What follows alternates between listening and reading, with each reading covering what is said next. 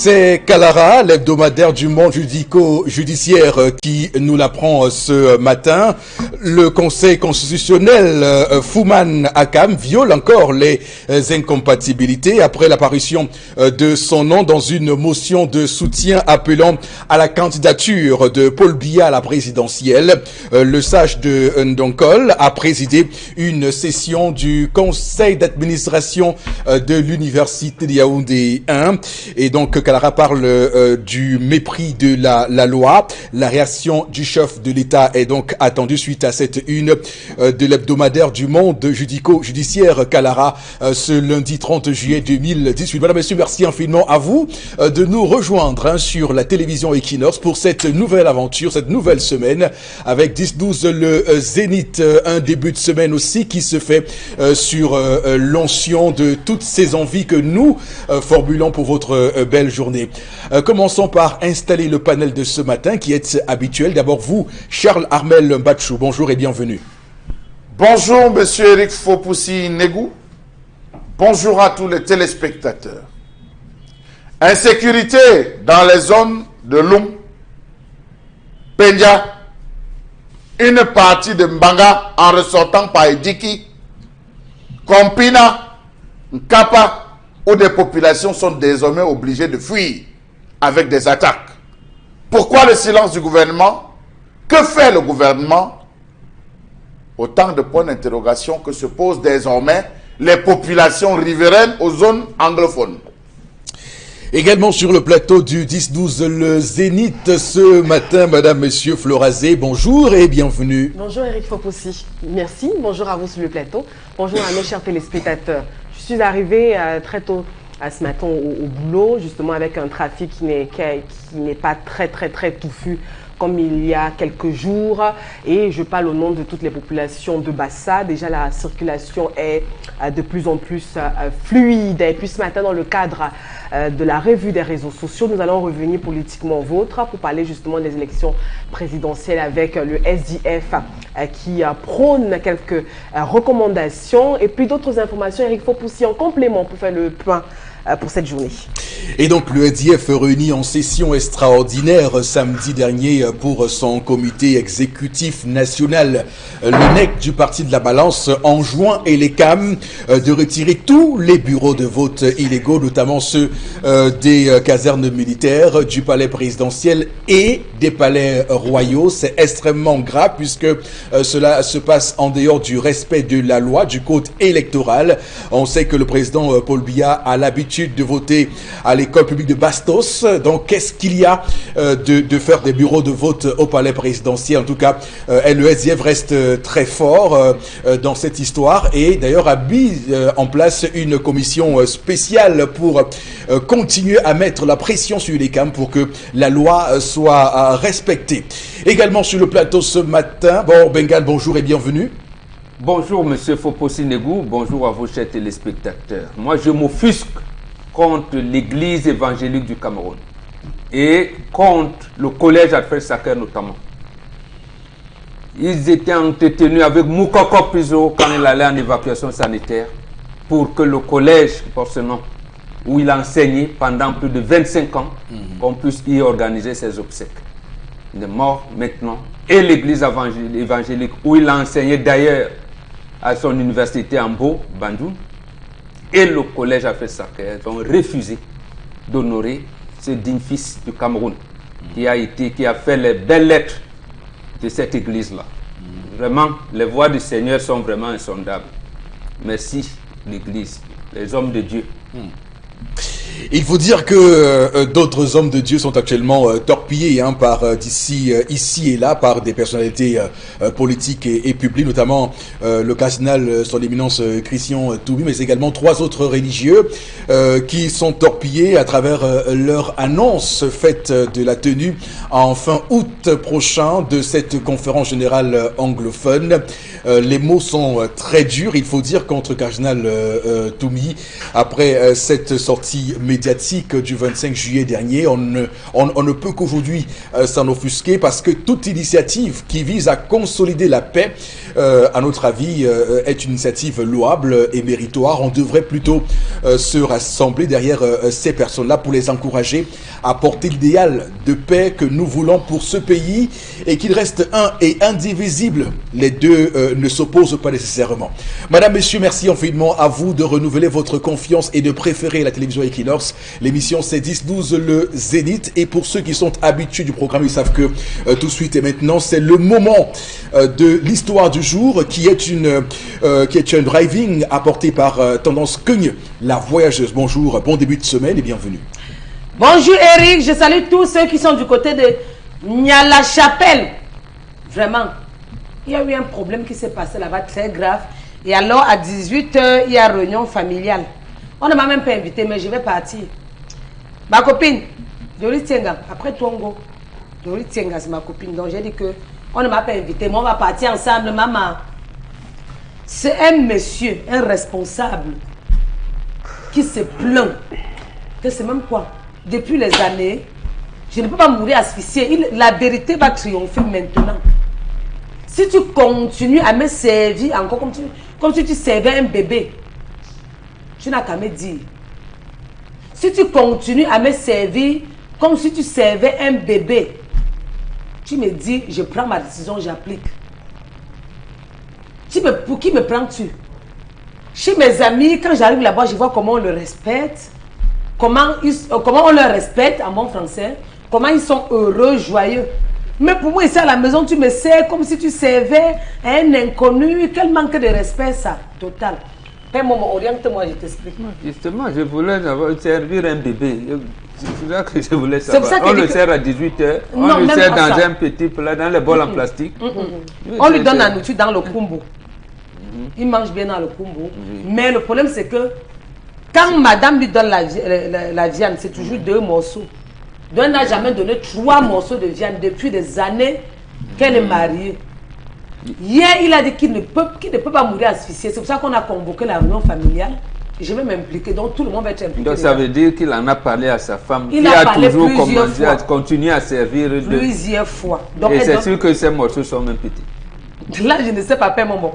Qu'elle prépare le poisson, c'est toujours 2 morceaux qu'elle sert dans l'assiette. Qu'elle prépare la viande, c'est toujours 2 morceaux. Même quand c'est le mbunga, c'est toujours 2 morceaux. Même quand c'est la peau, l'ongoup. L'ongoup, pour les gens qui connaissent, c'est que l'ongoup saucisse, donc ça qu'on appelle la peau.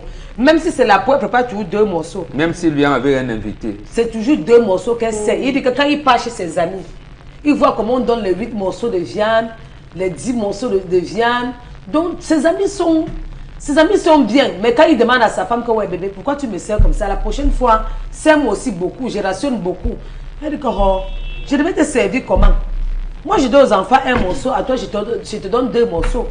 Si tu veux les problèmes, si tu veux que je donne 3 morceaux, c'est les problèmes que tu cherches. Je ne peux pas te servir jusqu'à ce que les étrangers arrivent à la maison, on ne leur donne pas à manger. Tu peux manger tout un beurre, c'est comment? Donc à l'heure-ci, les femmes qui me regardent, soyons honnêtes envers nous-mêmes. Parce qu'ils vous connaissent. Comme parmi nous, comme parmi les femmes, il y a certaines qui mentent comme quoi là. Parlez et ce que vous faites souvent. Quand vous servez, monsieur, c'est combien de morceaux de viande? Point d'interrogation. Est-ce qu'il a le droit de se plaindre qu'il rationne bien et qu'on donne seulement 2 morceaux? Point d'interrogation. On doit donner même combien de morceaux de viande dans l'assiette de son époux? Point d'interrogation. Est-ce que monsieur doit faire de cela un problème si on lui donne seulement 2 morceaux de viande? Point d'interrogation. Parlez ce que vous faites chez vous, parce qu'on vous connaît. Les femmes vous envoient le message pour dire que je donne souvent 30 morceaux. Souvent vous donnez même les demi-morceaux, on sait.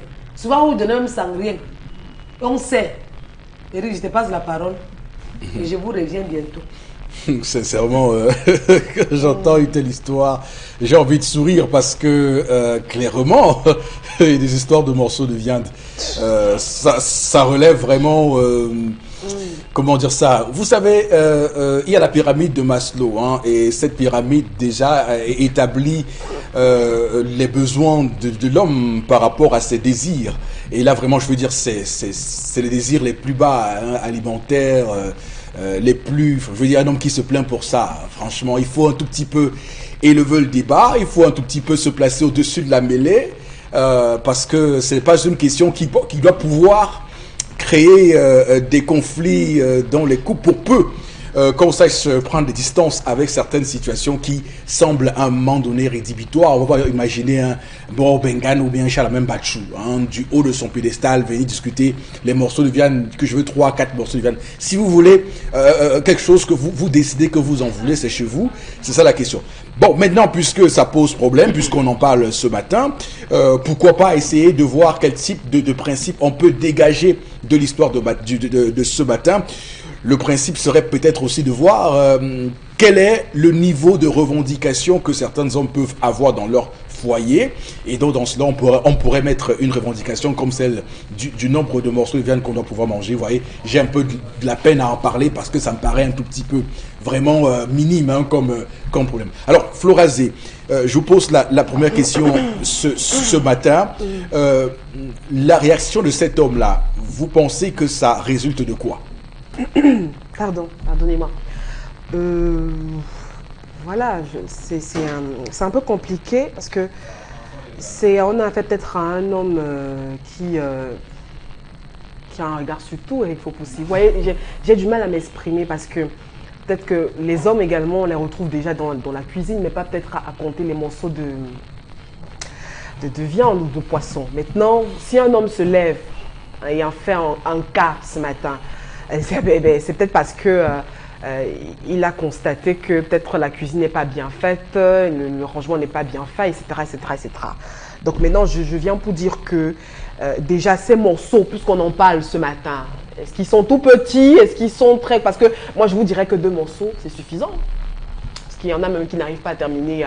Vous voyez, c'est vraiment... Est-ce que la ration, déjà, ça se passe comment, etc. Il y a tellement de questions qu'il faut également se poser. Mais sauf que j'estime que en faire tout un plat, Eric Fopoussi, genre à faire des tas pour des morceaux de viande.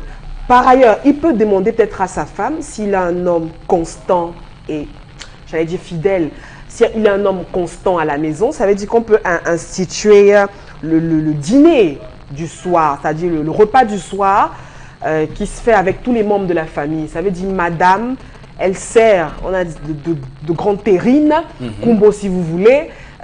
Donc, elle met toute la nourriture, c'est-à-dire que les enfants, papa, les enfants, bref, tous les membres de la famille sont autour de la table et puis on mange. Et chacun se sert. Et chacun se sert. Moi, j'ai grandi comme ça. Donc, je crois que c'est pas fait ailleurs pour des personnes bourgeoises ou quoi. Non. C'est une façon également de rassembler la famille, etc. Peut-être et de débattre autour des problèmes de famille. Donc, je crois que c'est à ce niveau que monsieur peut-être devrait insister et dans la stricte intimité du couple, essayer de revoir ce type de développement. Pas un peu trop basique pour qu'on en parle. Vous voyez, j'ai du mal pour qu'on en parle. Oui, parce que si un peu trop bas de gamme quand même. Hein, un peu trop. Parce que si vous donnez une ration, je dis bien, même quand la ration est conséquente, même si vous avez rationné 15 000 francs, il faut pousser. Je dis qu'il y a des hommes qui, quand ils rentrent, qui font attention à ce qu'ils mangent. Ça veut dire qu'un morceau pour lui, c'est suffisant. Par contre, dans certaines maisons, 2, c'est vraiment pas suffisant. Bon, m'a soufflé, il m'a dit, mais il souffle 2 morceaux comme 2 coups de poing. Pour certains, c'est pas suffisant. Vous voyez que donc, ça dépend de toute une nature. Et je crois que ça émane aussi de l'éducation de tout un chacun. Mais quand on est déjà en relation, il y a une autre forme d'éducation, le dialogue et autres.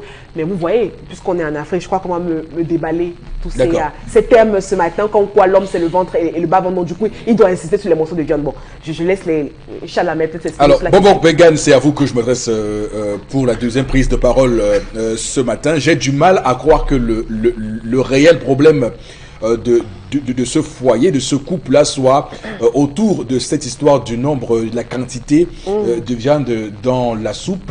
Est-ce que derrière, il n'y a pas un message que l'homme souhaite passer à son épouse? Est-ce qu'il n'y a pas un signal qu'il envoie sur peut-être le manque de respect avec lequel sa femme le traite, ou bien qu'il se sent maltraité? J'ai l'impression, comme vous, que c'est pas de la viande qu'on discute. C'est pas des morceaux de viande qu'on discute. Oui. J'ai l'impression que cet homme, il manque de poigne. Il ne sait pas poser le problème. Peut-être reproche-t-il à son épouse d'entretenir, je veux dire, d'entretenir d'autres foyers, et que la maison elle-même, sa propre maison elle-même n'est pas bien entretenue, n'est pas bien nourrie. Mais compter le nombre de viandes, là, de morceaux de viande, je ne pense pas. Oui. Peut-être pose-t-il le problème en te disant il veut organiser sa femme et peut-être dans la ration qu'il donne, la femme ne sait pas toujours, j'allais dire, entretenir peut-être la fin du mois, vers la fin du mois, il n'existe plus rien, alors que peut-être voilà, Oui, ou peut-être, oui. parce que la famille est nombreuse et la femme n'arrive pas à faire les choses de manière proportionnelle, de manière De rationaliser le budget. Oui. Mais Oui. il y a ce qu'on appelle, il y a certains types d'animaux qui sont réservés aux initiés. Je ne pense pas pour lui qu'il est un initié. Parce Absolument. que nous avons les types d'animaux qui sont réservés aux initiés, où la femme ne mange même pas, ou des morceaux. Et à des cérémonies où, j'allais dire, les parties d'une viande sont bien, j'allais dire, sont données proportionnellement à des gens. Oui. Mais là, c'est pour des cas particuliers. Particulier. Mais si c'est le repas ordinaire, en fait, l'homme se soucie, apparemment il est marié, il a des enfants. Donc l'homme se soucie davantage au repas. Est-ce que les enfants ont mangé? Maintenant, la manière qu'on lui pose la nourriture, parce que ça aussi, ça peut être problème. Oui. Mais vraiment poser, réunir un conseil Peut-être il de estime famille, qu'on ne lui accorde pas assez d'importance. voilà. Oui. Et maintenant, convoquer toute une réunion de famille, conseil de famille, parce que ma femme me donne seulement 2 morceaux. Vraiment, c'est genre d'affaires, je préfère ne pas en parler. Vous comprenez que nous avons tous sur ce plateau un peu de distance. Ou alors s'il a des indices que sa femme, l'argent qu'on laisse à la maison, est plutôt nourri d'autres personnes, là, il pose clairement le problème. Oui, absolument. Donc, alors, c'est quand même compliqué parce que ça montre aussi le niveau de réflexion, d'intelligence que certaines personnes ont. Hein, parce que clairement, que de se focaliser sur des choses aussi basses, aussi basiques, pour reprendre ici le terme cher à Florazé, ça relève vraiment de la première étape de ce que Maslow appelle les instincts, hein, les instincts. Donc on est là pour satisfaire l'instinct et pas autre chose. Charles Abel, qu'est-ce que vous avez à dire sur l'histoire de ce matin? Monsieur Eric Fopoussi, les plaisirs du ventre entraînent l'harmonie du foyer. Un homme qui mange bien, qui mange à satiété, est un homme comblé sur tous les plans, malgré le fait qu'on y a ajouté quelque chose. Les plaisirs du ventre entraînent ceux du bas-ventre. Monsieur Eric Fopoussi, chez les Bantous que j'ai connus et dont j'en suis, il faut le dire comme ça, un fruit, l'homme ne s'intéresse pas aux choses de la cuisine. L'homme n'entre pas dans la cuisine. L'homme n'entre pas dans les affaires de la cuisine. L'homme ne s'intéresse pas aux choses faites et concoctées dans la cuisine. Monsieur Eric Fopoussi, un homme même devrait passer 3 ans, 4 ans, 5 ans, même 10 ans, sans passer par la cuisine de sa femme. Je dis sans passer par la cuisine de sa femme. Lorsque j'ai besoin de la cuillère, vous appelez. Vous avez besoin du verre, vous appelez. Seule la femme qui est le ministre de l'Intérieur connaît où chaque chose est gardée.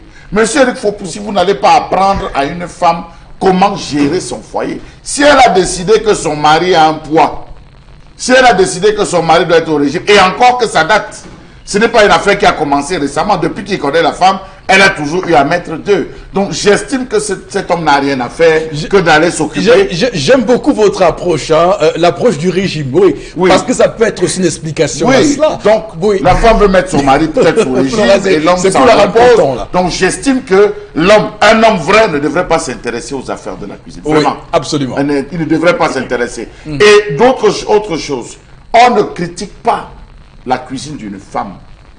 Qui est trop de sel, qui est moins de sel, on ne critique pas la cuisine d'une femme. Souvent, vous avez des hommes qui s'asseyent vraiment, tu as mal préparé aujourd'hui. Ça ne se dit pas. On ne critique pas la cuisine d'une femme. Oui. Donc, j'estime, monsieur Eric Fopoussi, que nous avons affaire à des hybrides qui se sont éloignés des réalités. En rien, je ne dois m'intéresser aux affaires d'eux. la cuisine. Les affaires de la cuisine concernent le ministre de l'Intérieur. S'il y a une doléance à poser, je la pose au niveau de la table. La preuve, lorsque la femme a eu à préparer un repas qui vous a plu, alors qu'elle vient de l'acheter, vous glissez un 2000, vous glissez un 5000. Parfois, vous lui achetez quelque chose de spécial que vous a demandé longtemps pour lui faire plaisir. Lui dit, écoute, ce repas m'a plu parce que chaque fois, on ce qu'il place son mari. Donc vraiment, cet homme n'a rien à faire. Il s'occupe d'autre chose. La question du nombre de morceaux et la comptabilité matière des sauces chez lui, cet homme, franchement. Alors, Tendance Cogné, la voyageuse, quel est ton point de vue? Non, il a quelque chose à faire. Comment Je sais que les gens vont dire que non, voilà les hommes qui envoient leurs femmes sortir avec le boucher, voilà les hommes qui envoient leurs femmes sortir avec les commerçants au marché. Non. C'est lui le père de famille. Tu dois commencer par lui. Quand il se plaint, ça veut dire qu'il y a problème. Tu dois servir, monsieur, et même le dessert à côté. Quand il se plaint, tu dois même te soumettre. Papa, comme tu vois là, voici comment on vend le kilo de viande au marché. Voici combien tu m'as donné pour la ration. Waouh, la prochaine fois, tu peux augmenter la ration. Mais que de dire, qu'est-ce qu'il veut te donner tout un beurre? C'est un manque de respect. Mon beau, plains-toi. C'est après qu'on va arracher vos maris, vous allez dire que ouais, je n'ai pas la chance avec le mari. Tendance, ma fille.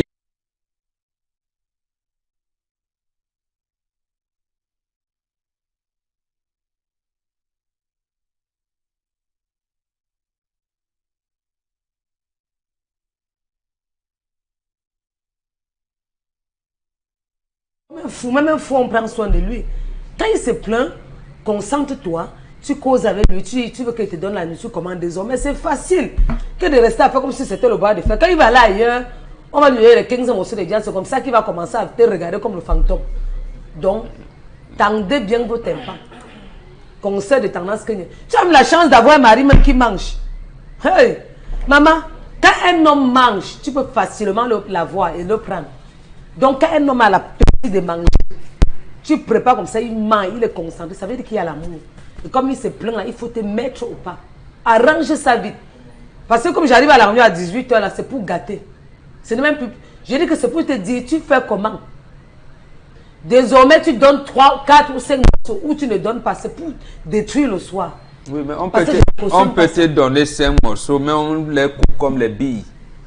Mieux tu coupes comme les billes, oui que ce soit 5 morceaux. Moi j'ai l'habitude de couper ça à la maison. Quand non, Tendance. Non, moi j'ai souvent l'habitude de couper les petits morceaux de viande pour donner aux enfants. Vous, les générations d'aujourd'hui, laissez, quand vous regardez trop la nourriture, vous bloquez la réflexion. Vous ne savez pas. Quand on vous dit vendre, pas vendre, ce n'est pas de ça qu'on parle. C'est-à-dire que quand vous préparez ces petits viandes, dans quel plat vous les mettez, la manière de donner. Ce n'est pas le contenu colossal qui est important, mais c'est le mets que préfère le mari. L'accompagnement d'ailleurs aussi. Et surtout, les partout ont appris au monde que les garçons, à l'âge de la puberté, ne mangent plus que leur papa. À partir de 13 ans, 14 ans, un enfant mange plus que son père. Donc, il faut le savoir, parce que quand vous voyez les choses, nous, on le sait. De telle manière, on arrive. Et Flora a bien fait de dire, c'est pour ça qu'on tient que le soir, on mange ensemble. Parce que dans la journée, il y en a qui sont champs à la paix, mais le soir, on est là. Même s'il arrive que l'emploi du temps de papa fasse qu'il vienne en retard, est-ce que les enfants viennent manger?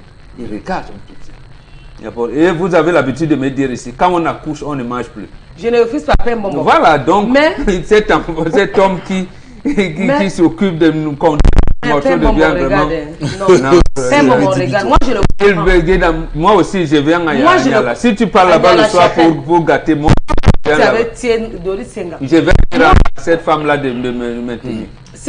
Moi, il y a quelque chose que je vais expliquer. Quand tu as en face de toi un homme qui mange, c'est même très bien. Et si je sais que c'est à cause des morceaux de viande, quand le mariage va finir vraiment mieux, quand tu rationnes, si pas 2 kilos, je mets tout dans l'assiette.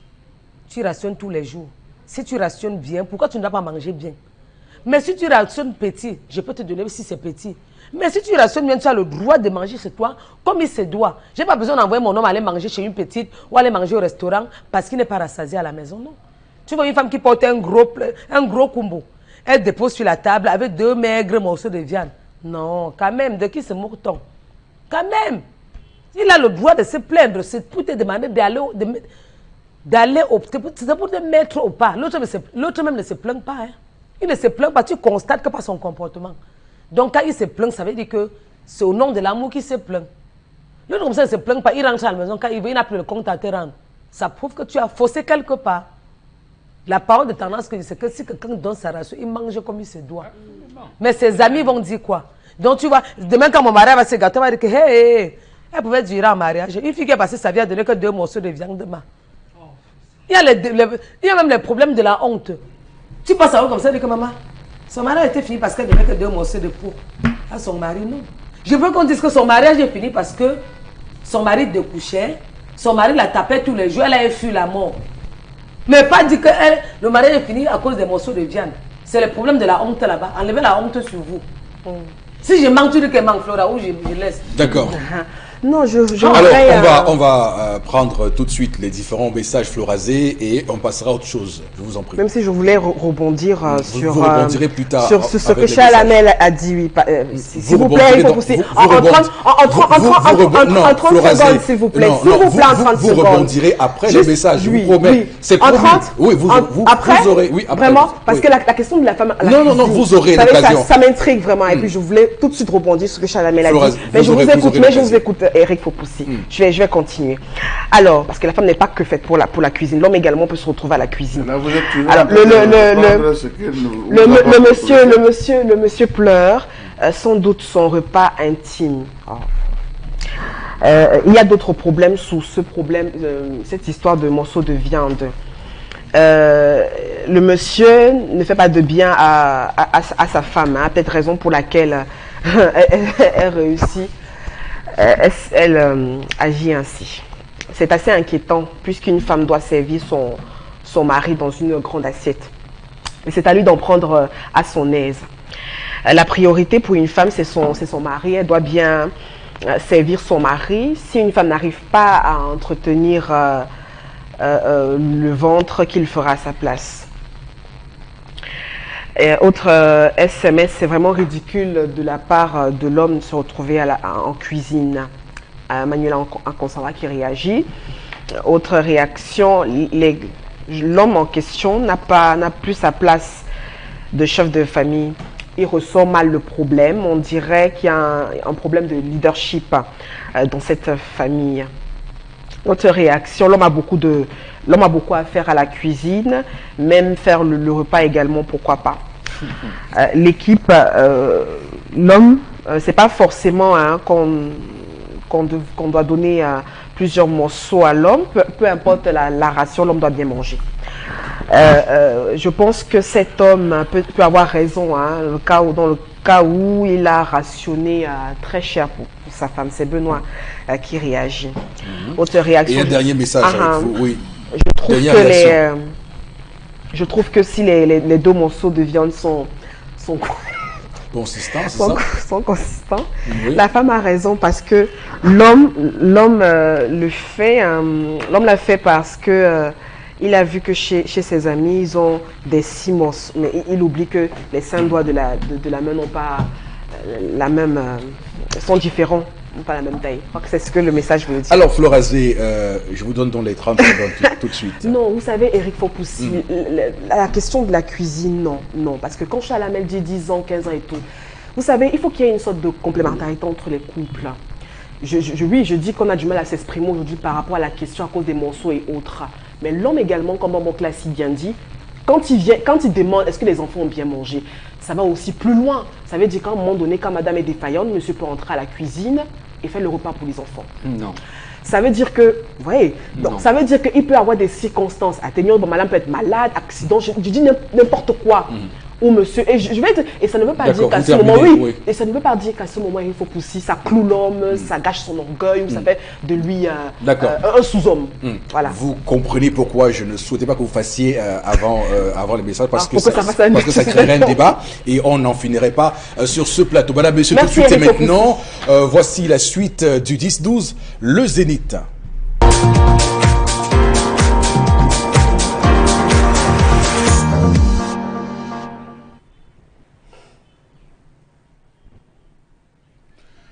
Je m'interroge ce jour sur la question des établissements clandestins dans ce pays. Pourquoi toujours fermés à la rentrée scolaire, jamais pendant l'année scolaire? Quel est le rôle des multiples brigades nationales de contrôle et de répression des ministères des enseignements secondaires et de base sur le terrain au cours de l'année scolaire, s'il faudrait qu'on procède à la fermeture après inscription des élèves? Comment comprendre le fait que le nombre d'établissements scolaires clandestins fermés sur l'étendue du territoire national fasse froid au dos? Comment comprendre ce phénomène qui perdure depuis des décennies, revêtant tous les aspects d'une hydre de mer? Comment comprendre le fait que le secteur de l'éducation et de la formation de la jeunesse soit infesté de personnes sans foi ni loi, préoccupées essentiellement par la collecte des frais de scolarité aux pauvres parents d'élèves? Comment comprendre l'ensemble des griefs constamment portés à l'endroit des établissements scolaires de ce pays? Comment comprendre que c'est une rengaine trop bien connue dans ce pays à la veille de la rentrée scolaire? Question. Quel est le rôle des délégués départementaux et régionaux dans cette affaire où il n'existe pratiquement pas de contrôle permanent toute l'année scolaire? Qui dispense quoi? Comment? Et où? Qui évalue qui? Où? Comment? Comment sont recrutés même les enseignants qui enseignent les élèves? Quels sont les manuels utilisés par ces enseignants? Comment comprendre le fait que le ministère en charge des enseignements de base ou secondaires ne met pas à la disposition des parents des documents, mieux des outils censés les sensibiliser et même les outiller pour exiger des promoteurs et autres responsables d'établissements des garanties relatives à la régularité de leur situation?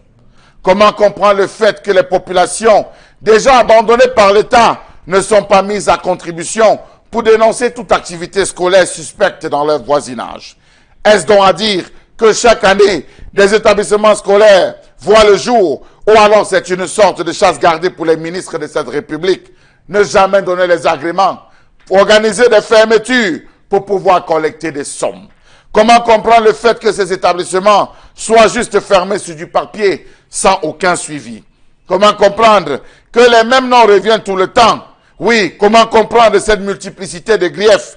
Violation des formalités légales de création et d'ouverture, non-respect de la législation en vigueur, absence d'autorisation de fonctionnement, absence de structures fiables parce que logées dans des maisons d'habitation ou des hangars pour commerce, surpopulation des élèves dans les salles de classe, manque d'enseignants qualifiés, cohabitation avec une école primaire, manque de titre de propriété, locaux à proximité de la voie ferrée, superficie insuffisante, infrastructure en très mauvais état. Permettez-moi de vous dire, messieurs des enseignements de base et messieurs des enseignements secondaires, que tous les établissements, même ceux ayant les documents, légaux, les autorisations, se retrouvent à avoir les mêmes problèmes en termes d'infrastructures en très mauvais état, superficie insuffisante. Vraiment, laissez-moi vous dire que cette affaire-là n'est rien d'autre que de la poudre. Un point, c'est tout.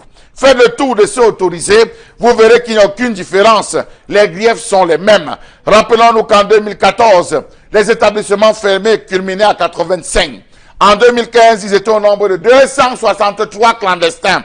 En 2016, ils étaient au nombre de 75. En 2017, 60. Aujourd'hui, en 2018, nous sommes à 53 établissements clandestins. Comment donc s'étonner dès lors que des élèves progressent allègrement chaque année dans des environnements sans maîtriser les fondamentaux? Que dire alors des parents qui ont déjà payé l'inscription et première tranche pour leurs parents? Point d'interrogation, 4 points de suspension à la ligne. Nalova Lyonga, c'est Madame le ministre des enseignements secondaires qui subit elle aussi avant elle donc ce qu'a subi son prédécesseur en poste, Ngale Bibeye, au département ministériel des enseignements secondaires. Un vrai problème, ces fermetures d'établissements scolaires, et chaque fois le motif reste le même, hein, donc c'est violation des formalités légales de création de ces établissements scolaires. Bon, Bengan, la question est de savoir ce matin à quoi ça tient ces multiples violations des formalités légales de création des établissements scolaires au Cameroun. Le laxisme, simplement, surtout Oui. le laxisme des ministères en charge de ces enseignements-là, puisqu'on a sectionné ces ministères, donc en éducation de base, laxisme secondaire et même de supérieur. Parce que les textes réglementaires, je pense qu'ils datent depuis 74, renouvelés en 77, ainsi de suite, sont restés sensiblement les mêmes. Et Charles Hamel a fait intervenir les délégués départementaux. Il y a même pour l'enseignement de l'éducation de base ce qu'on appelle les sous-inspections au niveau des arrondissements. Oui. Ils doivent veiller à un certain nombre, mais la réglementation est restée la même. C'est-à-dire quoi? Adressé au secrétariat de l'éducation de l'enseignement privé. Il doit encadrer tout. Il faudrait, c'est un appui, parce que l'enseignement, lorsqu'il parle là, ce n'est pas des lycées qu'on ferme, c'est des établissements privés qu'on ferme. Donc, cet établissement vient en appui. Donc, ils font un travail, j'allais dire, de service public. Donc, l'État délègue ces pouvoirs au privé. Il s'agissait donc de quoi? D'abord, le site. Le site doit être accessible. Maintenant, vous définissez le niveau d'enseignement. Maternelle, primaire ou secondaire. Vous définissez. Maintenant, au niveau du secondaire notamment, il y a premier cycle, enseignement général ou technique, technique industrielle ou commerciale, ainsi de suite. Et à chaque moment, puisque le programme scolaire est défini par les ministères en charge de l'éducation, donc là, ce n'est pas un problème. Maintenant, il faudrait donc montrer, parce que là aussi, quels sont ceux qui sont choisis ou alors recrutés pour dispenser les enseignements. Ils ont quel niveau d'instruction? Parce que généralement, on souhaite que les établissements scolaires soient encadrés, parce que le promoteur, lui, peut être un homme d'affaires, simplement, mais c'est lui à qui on confie la direction de l'école, notamment le préfet des études ou quoi, doit avoir un niveau, j'allais dire, doit avoir une qualification qui s'approche, qui est au niveau des enseignements, qu'il a la charge de coordonner l'encadrement. Donc, quand on passe donc le problème primordial, là il a dit, mais l'autre problème c'est au niveau des infrastructures. Est-ce qu'il y a des salles de classe? Est-ce qu'il y a un bloc administratif? Est-ce qu'il y a une infirmerie? Est-ce qu'il y a des toilettes? Est-ce qu'il y a des infrastructures où on développe les activités post- et périscolaires? C'est là où ça devient la croix et la bannière. Vous voyez les élèves qui déambulent, qui pratiquent les activités sportives à côté de la route. Donc, en principe, ces établissements-là doivent être fermés. Mais on doit les fermer quand? Si tel est que on parle, le laxisme a fait qu'ils ont reçu l'autorisation d'ouverture, on doit les refermer dès l'année qui suit. Mais Est-ce après, qu'on ne peut pas, bon, Bengan, ce matin se faire peut-être la réflexion du gouvernement qui peut se dire à tous les niveaux, les strates de l'enseignement, donc on commence à l'éducation de base, ensuite aux enseignements secondaires, pour terminer à l'enseignement supérieur, pour dire que le laxisme que vous dénoncez ce matin n'est pas aussi la résultante d'un État qui semble submergé par une demande d'éducation très forte et qu'il faut de plus en plus d'établissements scolaires privés. Surtout que cet État ne s'est pas préparé à cela. Oui. C'est pas préparé à cela parce que tout bascule en 1990. D'abord, vous avez vu, il y avait les coopérants dans les lycées. Et ces coopérants, il y a fait des fonds dans surtout dans les matières scientifiques et techniques. Il y avait les internats. Tout d'un coup, tout ça disparaît. Et à un moment, l'État même subventionnait l'enseignement privé. À coût de milliards de francs. Oui. Quand la crise que le chef de l'État avait dit qu'il n'existerait pas, c'était le 14 août 1986, parce qu'il faut rappeler, par exemple, on nous dit là la crise, en principe, il n'y avait pas crise. Ou alors, comme il y a eu ce qu'on appelle crise économique, on avait des réserves nécessaires pour pouvoir contenir cette crise-là. Oui. Parce que quand on a dit qu'on ne va pas au FMI, il y a Paul Tergas qui avait sorti un livre, Ouverture démocratique en Afrique noire, avec point d'interrogation.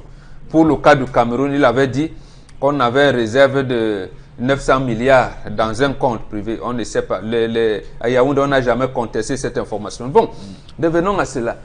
L'État dit que je n'ai plus l'argent pour subventionner l'enseignement privé. Il commence à affecter les enseignants dans les établissements privés. Voilà ce qui se passe en 90. Oui. Mais effectivement, la demande, effectivement, à laquelle vous faites allusion, fait que on commence à laisser tout le monde se débrouiller. On ne sait plus quoi faire. Donc, Oui. en fait, l'État a démissionné complètement de ce secteur-là. C'est pour ça que vous avez vu, ça aboutit à ce qu'on a aujourd'hui. Même l'enseignement supérieur public on a été surpris. Vous voyez Oui. dans quelle mesure on a créé les universités d'État. Les 8 Et universités donc, d'État voilà. du Cameroun. Et maintenant, Oui. dans les IPS aujourd'hui, c'est la même chose. Donc, C'est terrible. l'État n'a pas vu venir la situation. L'explosion démographique. Voilà, n'a pas vu venir. Alors que Oui. c'est parmi les ministères qui ont les statistiques. C'est les ministères en charge de l'éducation. Parce que Oui. dès que vous commencez à créer les crèches, parce que ça, voilà une donnée que les amis de Flora G nous ont amené en Europe, les crèches. Les crèches et les garderies. Voilà, les enfants, les femmes, comme elles veulent travailler là, l'homme aussi doit aller faire la cuisine. Oui. On commence à laisser les enfants à 6 mois, auprès des gens, même à 1 an. On dit la crèche, alors qu'ils ne veulent même pas parler. Donc voilà comment on y arrive. Alors que nous, pour aller à l'école, on faisait la main comme ça. Si la main ne touche pas l'autre oreille, vous n'allez pas. Mais Vous n'allez pas à l'école. voilà. Alors, donc, on est dans un contexte où toutes les strates de l'éducation sont concédées par ces fermetures. Chaque année, quasiment des établissements qu'on estime qui ne respectent pas la réglementation de création, du moins les formalités de création. Et ça montre quand même, et là, Béguin, vous le dites à juste titre ce matin, qu'il y a un laxisme. Mais le laxisme, je voudrais quand même avec vous, Florazé, qu'on essaie d'aller plus loin pour creuser les problèmes qui existent dans ce domaine.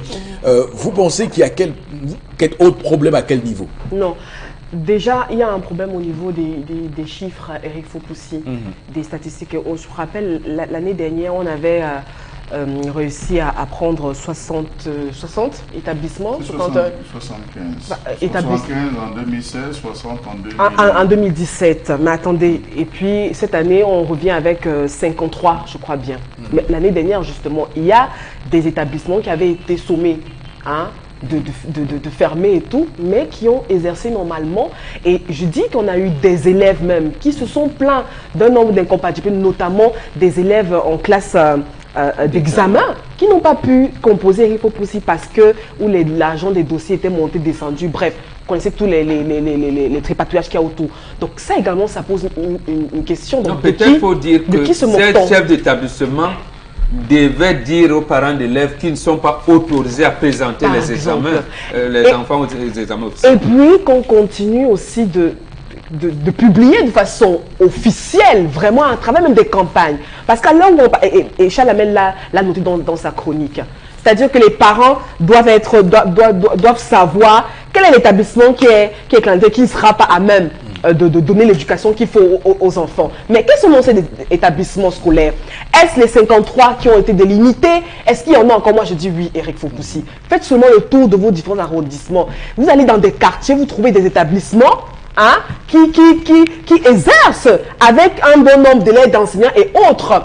Est-ce que ces établissements, et puis sont ces établissements justement qui ont des taux de réussite et autres, les enfants vont en cas d'examen, etc. et tout, jusqu'au baccalauréat et tout, mais qui ont été visés par la législature. Donc je crois qu'à un moment donné, on se moque un peu de nous. Le travail, il est bien fait. Chaque année, je dis bien chaque année, on est toujours en train de sortir des chiffres des établissements clandestins qui ne doivent pas exercer. Mais on a encore les mêmes établissements qui ont été sommés de fermeture, qui exercent encore et qui présentent les élèves en examen officiel, Eric Fopoussi, et qui le réussissent et qui vont en classe, etc. et tout. Donc, je crois qu'on est en insécurité. Donc, l'État a le droit d'encadrer l'éducateur, l'éducation et même les élèves. Donc je crois qu'il faut à un moment donné qu'on sensibilise au plus profond, qu'on continue de sensibiliser les parents. Les parents, parce que, mais moi-même qui vous parle à un moment donné, je m'égare. S'il faut s'en tenir à la liste qui a été publiée de façon officielle, Eric Fopoussi, on va un peu s'entremêler parce qu'on va constater qu'à côté, il y a encore d'autres établissements clandestins qui continuent de désercer. Cher Lamel, on se pose une question ce matin, celle de savoir comment un établissement clandestin réussit à construire, à exercer, sans qu'on puisse mettre le grappin sur lui. Tout simplement parce qu'ils ont choco, les responsables régionaux. C'est pas trois choses. Ils ont choco, les responsables régionaux. Monsieur Eric Fopoussi, faites un déplacement au niveau de Feu Rouge Bessengue, pour parler de Douala. Avant le carrefour Bessengue, à 30 mètres avant le carrefour Bessengue, vous avez un dépôt de planches. Il y a une route, vous prenez le dépôt de planches là où les voitures prennent pour aller sortir à l'entrée de la gare. Vous longez tout droit, vous allez voir une école maternelle à votre gauche avec primaire, maternelle et primaire. Monsieur Eric Fopoussi, en caraboute, en forme rectangulaire. Si ça prend trop, c'est 90, parce que c'est construit, c'est 90 mètres carrés. Et ici, c'est trop, c'est 90 mètres carrés, avec des salles de classe qui se juxtaposent. Demandez-moi où est-ce que les enfants de la maternelle se divertissent, je vous dirai. Monsieur Eric Fopoussi, pour ceux qui ont été à l'internat, notamment dans les petits séminaires, comme le chef de l'État, ils savent que c'est lorsqu'on remet les bulletins en fin d'année qu'on dit qu'à partir de l'année prochaine, tel et tel, voici la liste des élèves qui ne seront plus admis à faire valoir, à suivre des formations chez nous en fin d'année. Monsieur Eric Fopoussi, pourquoi lorsqu'on libère les enfants des différents établissements scolaires, le ministère des enseignements de base ou des enseignements secondaires n'envoie pas ses commissions ou ses soldats, ses multiples brigades arriver dans l'établissement point et de dire, chers enfants, comme vous êtes en train de partir, chers parents, vous qui accompagnez, sachez que cette école, à part compter de ce jour, est désormais fermée, ne revenez plus payer la pension. Et n'oubliez pas qu'il y a des parents, lorsqu'ils viennent prendre les bulletins, payent directement la première tranche et les inscriptions. Donc quand les ministres font cette sortie pour dire on a fermé tel nombre d'établissements scolaires, quelles sont les mesures qu'ils ont prises? Deuxième chose, monsieur Eric Fopoussi, il y a plus d'établissements privés que d'établissements publics. Allez à Bangaporo, allez dans certains quartiers comme à Bepanda, allez dans les quartiers comme Bonaberi, allez dans les quartiers comme Bamono, les lycées n'existent pas. Oui. Ou ça n'existe que de nom. La preuve, je crois que Tendance va vous faire un listing tout à l'heure des établissements, des lycées qui n'existent que de nom avec des proviseurs affectés. Monsieur Eric Fopoussi, on a fermé 60. Parmi les 60 l'année dernière, il y avait 25 qui avaient construit dans les marécages. Mais étrangement, leurs noms ont disparu. Ont-ils délocalisé les marécages? Ont-ils cassé leurs maisons, les établissements pour aller reconstruire ailleurs? Comment ça s'est passé? Monsieur Eric Fopoussi, c'est un flou total dans lequel ces personnes s'en sortent. Et la dernière chose, un pays qui ne maîtrise pas sa démographie, finalement ne comprendra rien dans l'éducation et se retrouver à faire une navigation à vue comme on est en train de la faire. Avec les établissements scolaires clandestins qui sont fermés chaque année, et chaque année on revient avec le même problème parce qu'il s'agit là de la sécurité des apprenants, des élèves qui y vont, mais aussi de la qualité de la formation qu'on est en droit d'attendre de ces établissements scolaires-là. Et c'est peut-être aussi là un des gros chevaux de bataille de la ministre Nalova Lyonga en ce qui concerne clairement les enseignements secondaires. Alors, Tendance Cogné, quel est ton point de vue sur ce qu'on dit ce matin en dénonçant les établissements scolaires clandestins? Le disque est même réel. Chaque année, c'est la même chose. On devait m'avoir honte. Vraiment, ça nous... Pour un pays comme le Cameroun, là, c'est honteux. Le lycée que Charles avait parlé, c'est le lycée de Mbopi. Mon oncle enseigne là-bas. Ah bon? Ma fille. Mon oncle enseigne au lycée de Mbopi, pas un bon bon. C'est un bâtiment sombre. C'est où comment? Ce n'est pas un Mbopi, le lycée de Mbopi. Il y a le proviseur, mon oncle enseigne là-bas.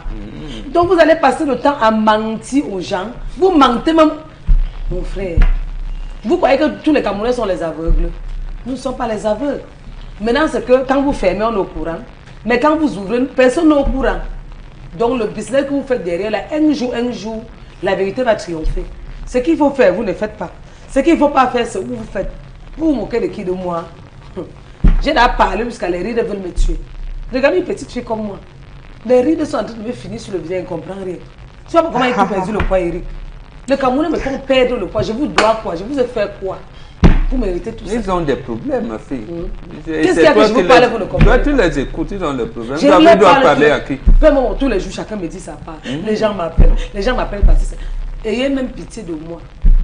Mon oncle qui est au lycée Bopila, papa, pardon, cette année, il va t'envoyer l'enfant. Je t'envoie l'enfant cette année. Si tu envoies un tweet à ton père, peut-être il te comprend. Comme ton père ne non, peut parce pas que, tout le monde. comme quand je parle souvent, papa dit que ma fille, suis bien les infos là. Je vais suivre jusqu'à quand? Tout à l'heure, je vais faire une vidéo sur Twitter. Et tout le monde entier va voir. Je vais identifier mon père dedans. On identifie sur Twitter. Bien On sûr. identifie sur Oui, Twitter. bien sûr. Oui. Je vais identifier tous les membres du gouvernement dedans. Même notre ministre femme-homme, ceux qui avaient tapé les gens à Boyala. Bon, Son nom, en espérant que ça atteint les 480 caractères, hein, parce que comment dire ça, 280 caractères, parce que Twitter a un nombre de mots qu'on peut oui, pas je dépasser. vais publier Elle la femme met sur WhatsApp. elle fait plusieurs posts. Ouais, Je vais faire plusieurs posts. ok, d'accord. Même sur Imo, je vais faire. Même notre ministre qui avait tapé les hommes là-bas à Boya. Les enfants à Boya, là, on l'appelle aussi Melalova Kyo. Elle a encore l'autre nom, Estarella ou c'est quoi. Elle a un nom d'une série là. Maman, tu vas voir ça. Parce que j'ai comme l'impression que depuis que nous on parle ici, peut-être tu n'entends pas bien, ou peut-être il y a les gens qui te disent. Non, la ministre est en train de faire un travail remarquable. Elle vient d'arriver, il faut laisser le temps qu'elle puisse oui. implémenter sa politique. Et qu'on ne t'intoxique On pas. Oui. Maman, qu'on ne t'intoxique pas parce que tu connais que tu es une femme de poigne en bon français. Voilà, absolument. Tu es une femme de poigne, je t'aime beaucoup. Qu'elle veut dire comme ça, on va dire que quand il aime trop faire la talakou, madame, on dit la ministre ou le ministre, c'est pas un moment. Les deux pour elle, comme Je elle mélange. On m'a dit que tendance qu'il est en train de faire la talakou, madame le ministre. Vous connaissez même les ministres qui connaissent dans ce pays. Même si je fais la talakou, ça fait quoi?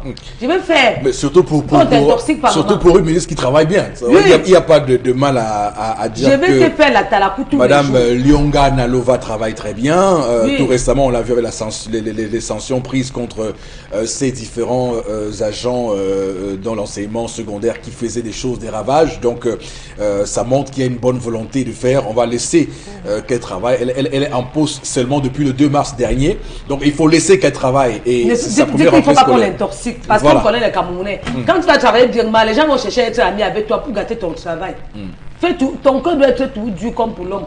Vous voyez t'en sortir. Parce que les Camerounais aiment le fouet. D'accord. Vous aimez qu'on vous tape. Donc, s'il y a des délégués Allez, régionaux même prête. qui ont Allez, des parapluies et des godasses, qui sachent que Madame Lyonga va arriver très vite et que les choses vont se mettre en place pour que tout se laisser aller, se laisser faire ce laxisme, ou bien, s'il faut reprendre ici un terme consacré par Chalamel Bachou, que ces tripatouillages et ces cafouillages corruptifs soient clairement dénoncés et arrêtés pour cette rentrée scolaire. Madame, monsieur, merci infiniment à vous de rester sur Equinox Télévision, l'émission C10-12 de Zénith. Nous sommes de retour dans un court instant. À tout de suite.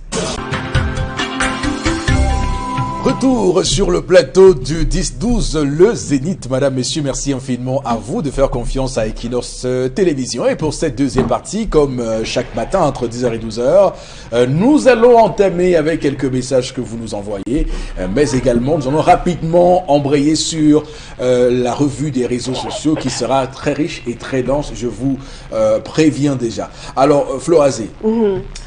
Merci Rifop aussi. Kevin à Yaoundé pour cette seconde partie. Première réaction, il pense que comme on est dans le champion en plan d'urgence, il faudrait qu'on prenne un autre plan d'urgence pour réorganiser le secteur de l'éducation. Voilà, c'est vraiment honteux, je pense, Kevin à Yaoundé. Je vais juste dire qu'en ce qui concerne les établissements, il y a une école nommée Paradis des Anges à Douala. L'écrivaine Caliste Blial se plaint tout le temps de cette école qui n'a pas de structure appropriée pour accueillir les enfants, mais c'est toujours d'actualité, toujours ouverte. Le procès en justice. Tout à fait, le procès est actuellement en cours et c'est quand même assez embêtant pour ceux qui vivent, qui sont voisins, qui sont riverains de ces établissements scolaires. Souvent, on se demande, parce qu'il y a un bruit, il y a un vacarme, incroyable. Et je peux vous dire que si vous êtes à proximité d'une telle école, vous devez vous armer de beaucoup de patience et de beaucoup de pondération pour ne pas péter un câble, entre guillemets, je m'excuse du terme, pour vous dire que c'est très fort ce que l'on peut ressentir comme frustration. Et je pense d'ailleurs que c'est dans les formalités de création au Bengan de ces écoles-là, il est prévu qu'il y ait des espaces qui permettent de couvrir ces bruits-là, quelle que soit l'activité qu'on mène. Parce que normalement, une école n'est pas censée faire du bruit. Absolument. Une école, c'est un cadre d'études, d'échange. Donc, c'est quand même assez incongru qu'on ait autant de bruit dans les écoles. Ça veut dire que soit il n'y a pas assez d'enseignants et on laisse les enfants comme ça dans l'oisiveté. Et donc, ils n'ont que deux choses à faire, c'est de pouvoir faire du bruit. Soit les activités post- et périscolaires sont faites soit dans la rue, soit dans des espaces qui ne sont pas appropriés, pour que les bruits ressortent avec autant de persistance pour le voisinage. Donc voilà pourquoi l'enjeu ce matin reste très fort, c'est que l'État ne soit plus laxiste en la matière et qu'on punisse de manière définitive ces gens-là qui ne respectent pas la réglementation. Monsieur Eric Fopoussi, nous avons eu les états généraux de l'éducation. Les résolutions des états généraux de l'éducation n'ont même pas été considérées au 1/5. Quand on cherche comment dépenser l'argent dans ce pays, on organise des états généraux de la communication, états généraux, ce qui n'ont pas encore trouvé un concept. De l'emploi. L'état généraux de l'emploi, états généraux de forum, et maintenant c'est l'état généraux du sport. Du sport. Monsieur Eric Fopoussi, je crois et je maintiens ferme et mordicus là-dessus que si la ministre, Madame la ministre des enseignements secondaires, Nalova Lyonga, voulait travailler, elle devait descendre dans les différentes zones, établissement par établissement. Mais il y a aussi un fait qu'il faudrait prendre, monsieur Eric Fopoussi, c'est que l'État a reculé. Il y a des zones où il n'y a pas d'établissement. Toute la zone de Douala 3e, comptez le nombre d'établissements scolaires qu'il y a, d'établissements publics.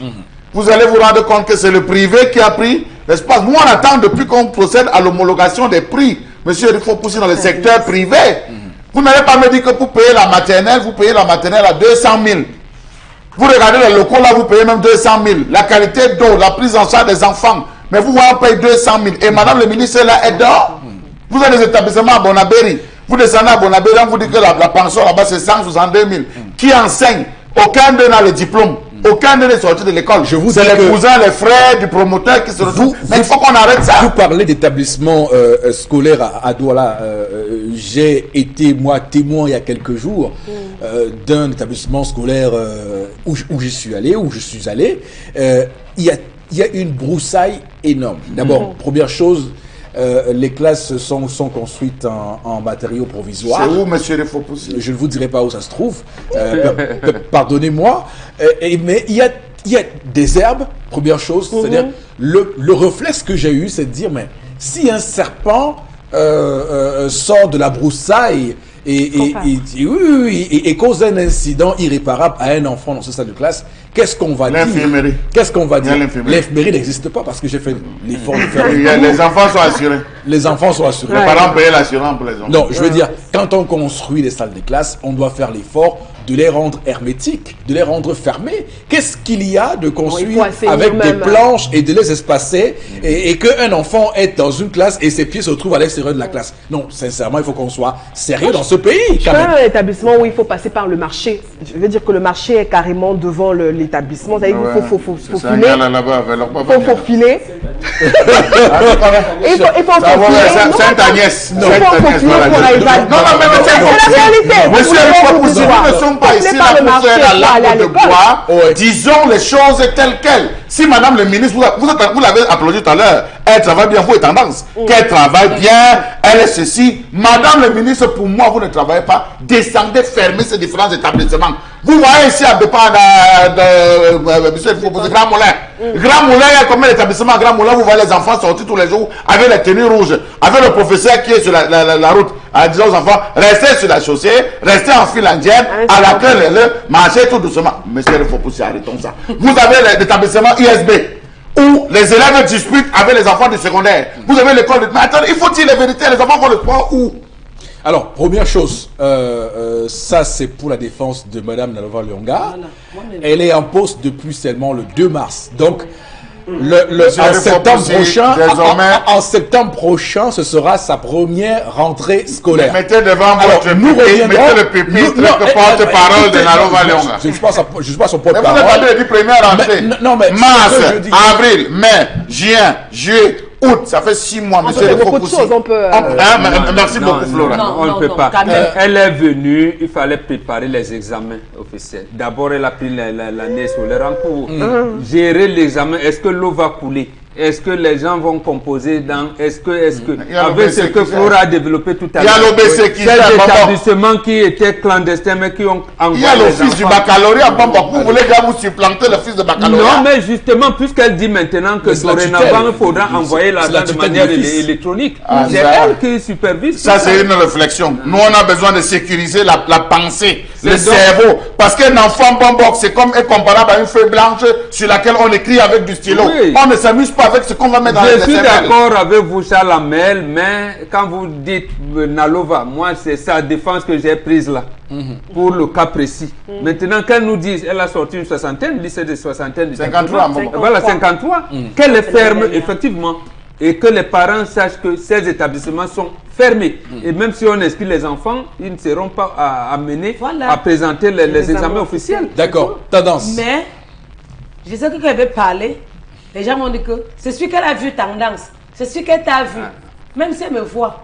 La femme, Avant homme, ça la descend. femme homme là, quand La femme, oui. est-ce qu'elle est même dans Comme nos je la choses? comme Dans je vos sais choses. que Elle n'est les gens même m'ont pas dit dans que- nos choses là. Les gens m'ont dit que je la supporte parce qu'elle m'a est vu. d'une... Non, non, elle, d'abord, Une la rectitude. première chose... Oui, elle m'a vu. Elle est d'une rectitude, non. Madame la ministre d'enseignement femme de secondaire droit. est d'une rectitude... Monsieur Foucault, si vous me avérée. supprimez ce Non, mais matin. je vous le dis, parce que... Vous me supprimez non, ce non, matin. non, Chalamel, Oui, monsieur il y a Foucault. quand même dans ce pays des gens qui ont le stade de service. On a Et vu Odile Gascard. on juge les gens sur Madame les la résultats. Non, pasteur. je parle de leur CV et de ce qu'ils ont fait par le passé. Donc, de ces éléments-là, je peux vous dire qu'on doit laisser le temps. Je vous assure que je serai le premier, dans les 6 mois à venir, si effectivement ces 53 établissements sont fermés, de vous dire que là, madame la ministre, pour le coup, vous avez échoué. Donc, Monsieur Et Foucault, donc, aussi, juste je vous à prends un dire que là- établissement. Oui. L'établissement où c'est le collège Père Mathieu. Vous savez que sur Ngale Bébé, on a fermé. Avant Ngale Bébé, le ministre avant Ngale Bébé a Mathieu, ou à fermé. Yaoundé? Ah ouais, mais Père Mathieu à Yaoundé. Yaoundé. Vous savez que dans la liste encore de la Lova, on a encore remis le Père Mathieu. Oui. En attendant sa descente sur le terrain, en attendant qu'elle descende sur le terrain, résoudre ce problème. Le mois prochain, c'est la rentrée scolaire. Sur prochain, oui, d'ici quelques jours. Les parents, en attendant que notre ministre descende sur le terrain, les parents doivent prendre soin des enfants tous les matins. C'est-à-dire, point d'interrogation. Les enfants doivent d'abord se mettre à l'aise avant d'aller à l'école. Parce qu'il y a les toilettes, il y a des établissements où il y a les toilettes, franchement, qui sont sales. Tu te rends compte comment tu souffres sur un enfant. Arrivé à l'école, demain, l'enfant revient. Maman, j'ai mal ici. Maman, j'ai fait ceci. Non. Vous allez prendre le soin que les enfants se mettent à l'aise le matin. Ils partent d'abord au sel. Ils se lavent bien les mains. Vous leur dites ce qu'ils vont faire à l'école. Parce qu'il y a les toilettes qu'on n'a même pas encore nettoyées. D'accord. Parole de mamie Juju. D'accord, c'est bon, tendance. Alors, pour être complet sur ce sujet et avec la séquence consacrée au message, je dois vous dire que ce collège Père Mathieu dont parle Charles Amel à Yaoundé, clairement, est dans un état très critique. D'ailleurs, j'y étais le week-end, il y a un week-end, Je vous pour avoir été un voisin de ce Voilà, établissement-là. je vous ai pris seulement cet exemple. Voilà. Mais je pense que ça va être aussi l'un des juges de paix de la volonté ministérielle de réellement battre et surtout lutter contre ces établissements scolaires clandestins. Alors Florazé, avec vous, on va aller tout de suite sans transition, même si les messages me semblent importants, mais on va revenir. Voilà les revues, la revue des réseaux sociaux. Oui. Merci Eric Popoussi. Oui. Nous avons 3 informations pour ce début de semaine.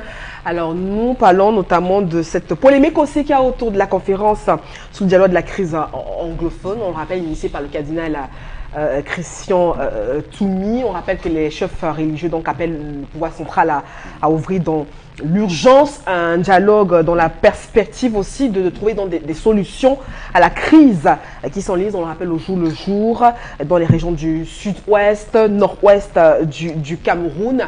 Et puis le cardinal a donné sa position. Il pense que le moment est venu de mettre fin à cette guerre. Et puis il dit, nous voulons servir de facilitateur entre le pouvoir et les sécessionnistes. Certains, vous voyez, sur la toile, estiment que les positions du cardinal n'ont pas toujours été de nature apaisante. Ça, je réitère ce qui est dit sur la toile. Et puis, puisqu'on parle de la crise anglophone, Éric Faupoussi, et puis justement de ces violences qui continuent de persister, on a également vécu ce week-end dans cette évasion dans la prison de Ndop. On est dans le nord-ouest, 163 détenus qui sont donc évadés de cette prison centrale Ndop dans le nord-ouest, je le rappelle.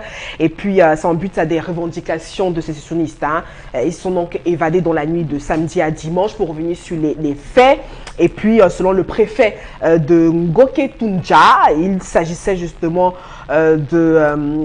des assaillants qui ont environ une cinquantaine, qui ont donc défoncé les portes de la prison avant de mettre, on le rappelle, le feu à tous les bâtiments. Depuis le début de cette crise, on le rappelle, c'est quand même l'un des actes les plus forts qui est donc posé et puis terrifiant, parce que jusqu'à l'heure où on parle, on n'a pas encore réussi à mobiliser les détenus et évadés. On rappelle quand même que les autorités demandent la collaboration de la population afin d'identifier tous ces fugitifs. Éric Faupoussi.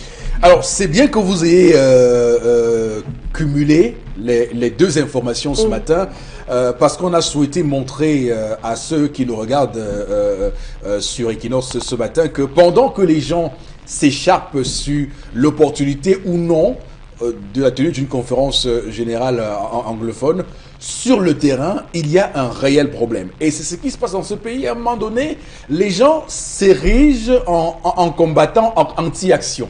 Des gens veulent agir, mais on leur interdit d'agir. C'est ce qui se passe. Souvenez-vous, Benga, lorsqu'on avait ici évoqué l'annonce de cette conférence-là, nous étions à épiloguer sur est-ce que le gouvernement, au sorti de la conférence, va prendre en compte les résolutions, en oubliant même que le gouvernement pourrait ne pas être d'accord que cette conférence se tienne. Et d'ailleurs, on le voit, même si officiellement il n'y a pas eu d'action pour le coup, mais lorsqu'on voit ce que le maire de Boya dit, lorsqu'on voit ce que M. Thiraud m'a dit, on sent bien qu'il y a un désaccord, il y a bien une volonté de faire obstruction à cette conférence générale anglophone. Et j'ai même entendu des hommes politiques dire des choses horribles sur la personnalité de son éminence, au cas, le Christian Toumi. C'est extrêmement grave qu'on en arrive à une telle violence de mots dans un pays qui est en proie aujourd'hui à cette souffrance dans le nord-ouest et le sud-ouest. Oui, absolument. Et je vous avais dit à l'époque que moi-même, je mettais des doutes que le gouvernement et même le chef de l'État puissent, j'allais dire, saisir cette main tendue, cette volonté des leaders religieux à aboutir à la paix. Précisément parce que nous ne nous posons pas la question principale. Comment isoler les sécessionnistes? Moi, je pense que si on pose cette question de cette manière-là, vous allez vous rendre compte que le cardinal Toumi et ses amis religieux ont eux aussi une faction des anglophones qui leur dit mais vous n'allez pas organiser cette conférence ici, nous on veut en découdre avec la République du Cameroun. Vous aurez au même moment malheureusement du côté gouvernemental des gens qui vous ont dit mais Toumi lui-même, il est même l'autorité morale de ces gens. Lui-même, pourquoi il demande à mettre l'armée et les sécessionnistes au même niveau? Vous voyez, c'est-à-dire que ceux qui recherchent la paix sont entre deux feux. Au même moment, c'est-à-dire au même titre que les dites populations des deux régions du nord-ouest et du sud-ouest, qui sont entre deux feux. Oui. Comment poser donc le problème? Il aura besoin de... Oui, mais nous qui ne voulons pas la partition du pays, on fait comment? Oui. Je pense qu'on doit poser cette question de cette manière-là. Oui. On fait comment? Nous ne voulons pas la partition du Cameroun. Oui. Donc, on dit isolons ceux qui veulent la partition du pays et ils seront en leur rythme. Ils seront en minorité. Ils seront réduits. Oui. Et ils seront réduits et leurs actions également. Les mettre voilà en minorité. Maintenant 160 détenus qui ont été libérés. On dit là-dedans qu'il y en avait sûrement qui étaient des détenus ayant commis des exactions. Oui. Ça veut dire qu'ils ont rejoint le camp, sûrement avec d'autres. Parce que officiellement, on nous dit qu'il y a certains détenus qui ont dit que oui. Nous, on considère qu'on est prisonnier, même comme on a cassé les portes. On reste ici. Et pas seulement, puisque imaginez que vous ayez porté plainte contre quelqu'un et qu'on l'ait condamné. Alors qu'il sorte comme ça, il va venir se venger sur vous. Il va se venger sur vous. Donc, trop de sang a coulé. Comment faire pour que les Camerounais qui pensent qu'il faut stopper? Et pourquoi les gens estiment que c'est le chef de l'État seul qui est le sauveur du pays? Non. C'est d'abord les institutions, c'est les citoyens, les institutions élues après. Il est comme tout citoyen qui peut donner des propositions. Et vous avez vu la première qui n'a pas donné, qui n'a pas, j'allais dire, qui n'a abouti à rien, permettez l'expression, précisément parce que l'un des membres de cette commission, David Aboué-Machoï, lui avait dit: vous m'avez nommé, j'accepte. Voilà. Mais alors, ce n'est pas pour résoudre le problème anglophone, la commission du bilinguisme. Alors, l'une des raisons qui sont évoquées par les tenants du camp anti-conférence générale des anglophones, ils disent qu'elle est inopportune en raison de la proximité avec l'élection présidentielle et que l'élection présidentielle peut servir de cadre de débat pour sortir de la crise. Non, l'élection présidentielle ne peut servir, j'allais dire, de cas de débat pour sortir de la crise que si on intègre ce que nos frères anglophones veulent. Et c'est d'ailleurs à l'honneur, j'allais même dire que ce que proposent les religieux est à la suite de ce qu'avait proposé lui-même Paul Biya en 1993 avec la All Anglophone Conference, qui s'est encore revenu en 1994 à Buea. C'est-à-dire que, est-ce qu'aujourd'hui ça a évolué puisque la situation s'est empirée? Que pensent mes frères des régions du nord-ouest et du sud-ouest aujourd'hui qui se réunissent, qui nous disent? Et là, on verra dans le débat justement où l'élection présidentielle aura lieu le 7 octobre. Donc on a tout le mois de septembre pour, j'allais dire, développer dans la campagne électorale ce qui sera retenu, ce qui sera sorti de cette conférence-là. Ok, bon. Alors, Charles Ben Bachou, il y a, et ça c'est grossier, c'est inacceptable en République, des gens qui pensent que cette conférence générale anglophone est une conférence sectaire et qu'il aurait mieux valu pour ces cadres religieux hautement illustres de faire rentrer tout le monde dans cette conférence et de ne pas la sectariser uniquement aux anglophones. Monsieur Éric Fopoussi, si vous avez compris l'expression sous le haut patronage de son Excellence Paul Biya, si vous avez compris cette phrase, depuis son introduction, vous aurez compris que tout commence, tout fonctionne et tout ne s'arrête que tout autour d'un et un seul individu, le chef de l'État, qui est une institution qui est devenue aujourd'hui un mythe pour la République.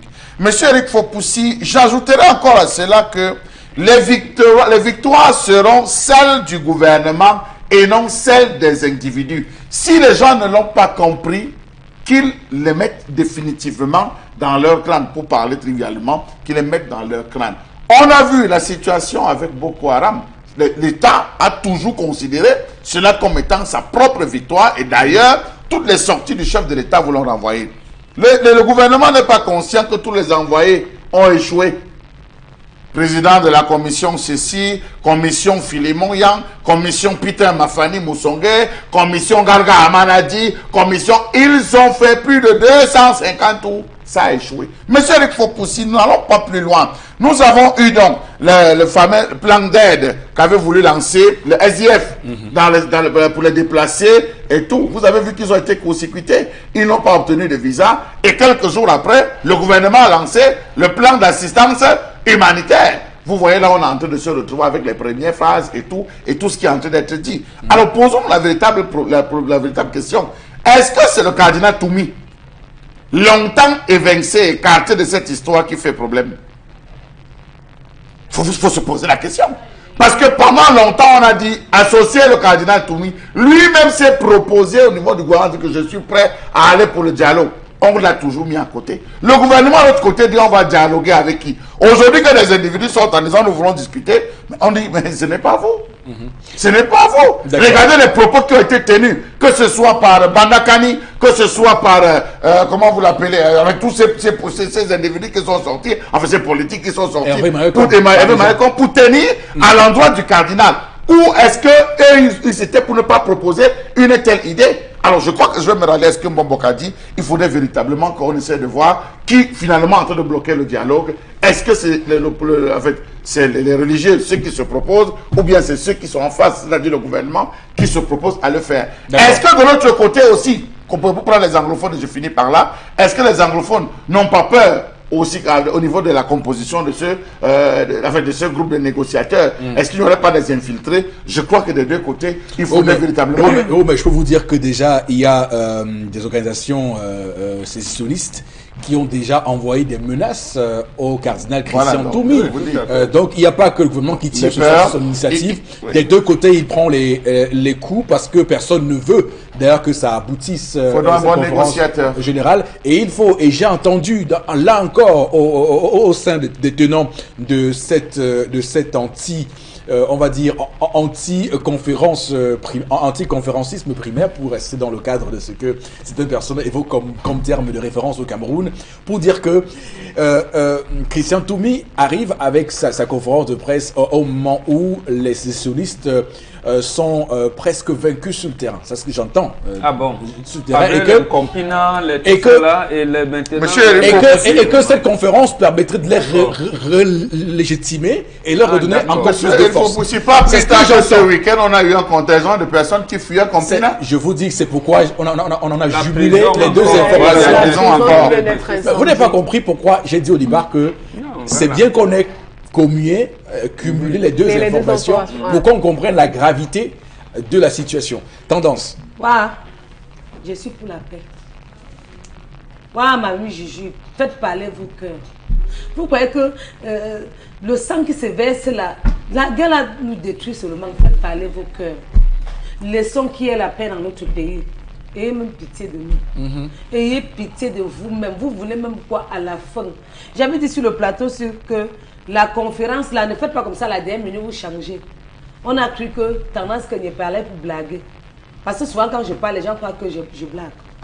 Je suis une fille, je vois. Je suis une voyante. J'ai vu ça venir depuis. Papa, ayez même pitié. Je vais me répéter en disant que faites parler vos cœurs. Ayez pitié de nous. Ayez pitié de notre pauvre pays. Le Cameroun de Samuel Le Teufel et de Roger Mila. L'image de notre pays est sabotée partout. D'accord. Voilà la canne que vous gâtez déjà. Vous gâtez. Les gars vont un peu venir jouer au Cameroun. Parce qu'on va dire un pays où il y a toute la guerre. C'est notre image qui est dehors. Voilà, très bien. On va sortir de ce sujet et j'aimerais, pour être complet, dire à tous ceux qui publient, parce que j'ai ouvert mon Twitter ce matin, j'ai failli en vomir. Il y a tellement d'images violentes de sang. C'est pas possible. Donc, les gens qui font des instrumentalisations sur Twitter, attention, il y a tellement d'images dans ces régions-là, de sang des ballons qui gissent sur le sol avec beaucoup de sang. Bon, il faut dire clairement que ça ne participe pas à conforter et à consolider la paix. Florazé, l'autre information ce matin, je vous en prie. Oui, Eric Fopoussi, encore en politique, avec le SIF au cœur même de l'élection présidentielle. Et puis ce week-end, on le rappelle, à Bamenda, en session extraordinaire, c'est donc réuni le comité exécutif du Social Democratic Front pour débattre et examiner aussi les questions liées à l'élection présidentielle. Et puis au sortir de là, on a quand même eu quelques résolutions, en fait. Le SDF demande à Elecam d'informer les Camerounais quand il y a encore temps justement sur les solutions prises, notamment sur les problèmes de vote des déplacés internes, des réfugiés. Également, ils veulent que conformément à la loi, retirer tous les bureaux de vote illégaux, notamment ceux des casernes militaires, du palais présidentiel, et puis même des palais royaux, Eric Fopoussi. Et puis également, entre autres, mettre en place une commission, pourquoi pas spéciale, au fin d'amener Elecam à respecter toutes ces, surtout la loi. Voilà donc autant de résolutions en fait qui ont été mises sur la table par rapport en lien avec ce congrès extraordinaire donc qui s'est tenu ce week-end à Bamenda, Eric Fopoussi. D'accord. Alors, bon, Bengan, est-ce que le SDF n'est pas en train de soulever là la question de la tenue d'une élection juste et transparente en demandant à Elecam de respecter la loi, notamment sur les bureaux de vote dans les casernes militaires, le palais présidentiel et les palais royaux. Le SDF a toujours milité pour la consolidation d'une société démocratique dans notre pays. Et ça commence par les institutions de la République. Si le citoyen ne se reconnaît pas à ces institutions, c'est le désordre, c'est l'incivisme, c'est tout. Or, une République ne fonctionne pas comme ça. Donc, je ne comprends pas pourquoi faudrait-il que les citoyens interpellent un organisme comme l'ECAM pour lui dire, mais ne faites pas les bureaux de vote dans les casernes militaires. Ça saute aux yeux. Pourquoi le faire? Et maintenant... Le code électoral de 2012 l'interdit. L'interdit. Oui. Et là, même dans les chefferies traditionnelles. Que font on ira voter dans les chefferies qui sont auxiliaires d'administration? On dit l'élection est neutre. Et maintenant, alors... Et quelle l'opportunité de faire des bureaux de vote au palais présidentiel. Voilà. Et pourtant, c'est que le président pour lui avoir voté à l'école de Depuis son illustre prédécesseur, Amadou Ahidjo, lui-même, même à l'époque du parti unique, il n'a jamais voté au palais. Oui. D'où vient cette idée de créer un bureau de vote au palais de l'unité? Ce n'est pas possible. D'abord, le président n'est pas invalide.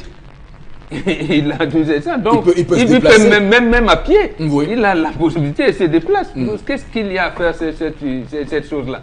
Je veux dire, ça veut dire qu'en fait, il y a des caciques au sein de certaines institutions de ce pays qui veulent le feu dans ce pays. Moi, c'est ce que je comprends. Et j'avais dit un jour ici que moi, je pense que parmi les institutions qui sécrètent la crise, peut-être il y a la présidence de la République. Pourquoi là même on ne pouvait pas rejeter ça tout de suite? J'allais dire le secrétaire général de la présidence de la République qui est le patron j'allais dire des activités qui s'y mènent. Oui. Parce que le grand patron c'est le président, mais pour les autres activités c'est le secrétaire général de la présidence de la République qui doit dire le même patron de la machine administrative. De la machine administrative là-bas. Oui. Il peut même dire j'allais dire au chef d'état-major de la présidence de la République, mais vraiment, voilà, il fait des propositions en disant non. Oui. Et même au directeur du cabinet civil, que à cette allure-là, non. Absolument. Ici, c'est une institution. Voilà. Puisqu'on ne vote pas à l'Assemblée nationale, il n'y a pas un bureau de vote au sein de l'Assemblée, il n'y a pas un bureau de vote au sein du Sénat. Au Sénat. Voilà. Ni même dans les palais de justice, à la Cour suprême. Ou dans les palais du justice, à la Cour suprême. À la Cour suprême. Voilà, donc tout ça c'est interdit et c'est là peut-être aussi l'action que mène le SDF. Alors Florazé, avant que Florazé Tendance va dire un mot sur ce que le SDF demande à Elecam de faire, donc de retirer les bureaux de vote. Parce qu'il y a même une liste là, Florazé. Je ne sais pas si vous avez la liste des bureaux de vote, la liste des bureaux de vote qui sont ici envoyés par le SDF. Les bureaux de vote que le SDF souhaite qu'on retire définitivement. Oui, Tendance. Il dit qu'on retire pourquoi? Tout parce que papa a dit qu'il y a le trop. C'est interdit dans la loi. Donc on ne doit pas... Les militaires, s'ils veulent voter, il y a les écoles publiques à côté. Mais cette année, il a changé d'avis. Le problème est au moins, il n'y a aucun problème. Je sais que vous dites ça parce que comme le père dit qu'il ne peut pas aller voter à l'école publique de Bastos. Chaque année, il a souvent voté là-bas. Pourquoi ça vous énerve maintenant?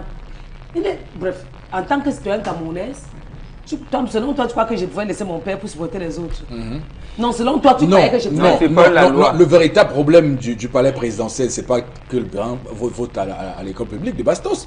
Le problème, c'est qu'on sait tous que ceux qui y sont ont peut-être une obligation morale, je sais pas, les chiffres, je veux dire, il y a quand même un gros doute qui peut aller voter contre le président au palais présidentiel. C'est ça le véritable problème. Bulletin de vote de Cabra Libi, de Ojoshua aussi. Qui a voté au Camto ici, au palais présidentiel par exemple. Donc il y a un gros souci sur la neutralité, sur l'effectivité de cette élection, de processus électoral. La question, selon la loi, est-ce qu'on respecte la loi ici au Cameroun? Oui, on ne respecte pas la loi. Au Cameroun, on ne respecte pas la loi. On doit respecter la loi. Dans certains pays, on respecte. Mais au Cameroun, il y a la loi qu'on ne respecte pas. Mais on doit respecter la loi. Oui, j'aimerais poser la question de savoir qu'au niveau de la présidence de la République, en termes de personnel, ça représente combien en termes de personnel? Ils sont nombreux. pour qu'on installe. Et s'ils se déplacent tous pour aller à Bastos, pour s'ils se déplaçaient tous pour aller à Bastos, où serait le problème? Et en plus, ils n'habitent pas là-bas. Voilà, ils n'habitent pas la présidence. Et voilà, ils sont dans des quartiers. Il n'y a pas eu un bureau d'inscription sur la liste électorale de ce côté pour qu'ils se retrouvent. Donc, moi, j'estime qu'il faut délocaliser véritablement et qu'ils se retrouvent à des postes qui seront contrôlés, évidemment, par les différents scrutateurs. Tous ceux qui viendront, qui vont devoir contrôler les différents votes. Là-bas, la présidence, il y aura une possibilité dans les casernes. Et qui va contrôler? Voilà. Hein, en cas de tripatouage, qui peut lever la bouche pour dire qu'il y a eu tripatouage à la présidence? Parce qu'à la garde présidentielle, il y a, je veux dire, ce serait quand même assez courageux pour quelqu'un de remettre en cause, là-bas. Oui, de remettre en cause la sincérité sans recevoir la crosse sur le visage. Oui, mais vous, le représentant du SDF là, voilà. Votre procès verbal, le représentant, donnez vos PV ici. Bon, signez vous-même que ça, là, c'est signé ici. Pour ceux qui sont allés au palais présidentiel, c'est vous dire, juste y entrer, c'est un protocole. Non, je veux dire, c'est comme si là-bas, il y a un air différent. Et vous dire que il y a comme un esprit qui vous domine. C'est-à-dire que c'est compliqué.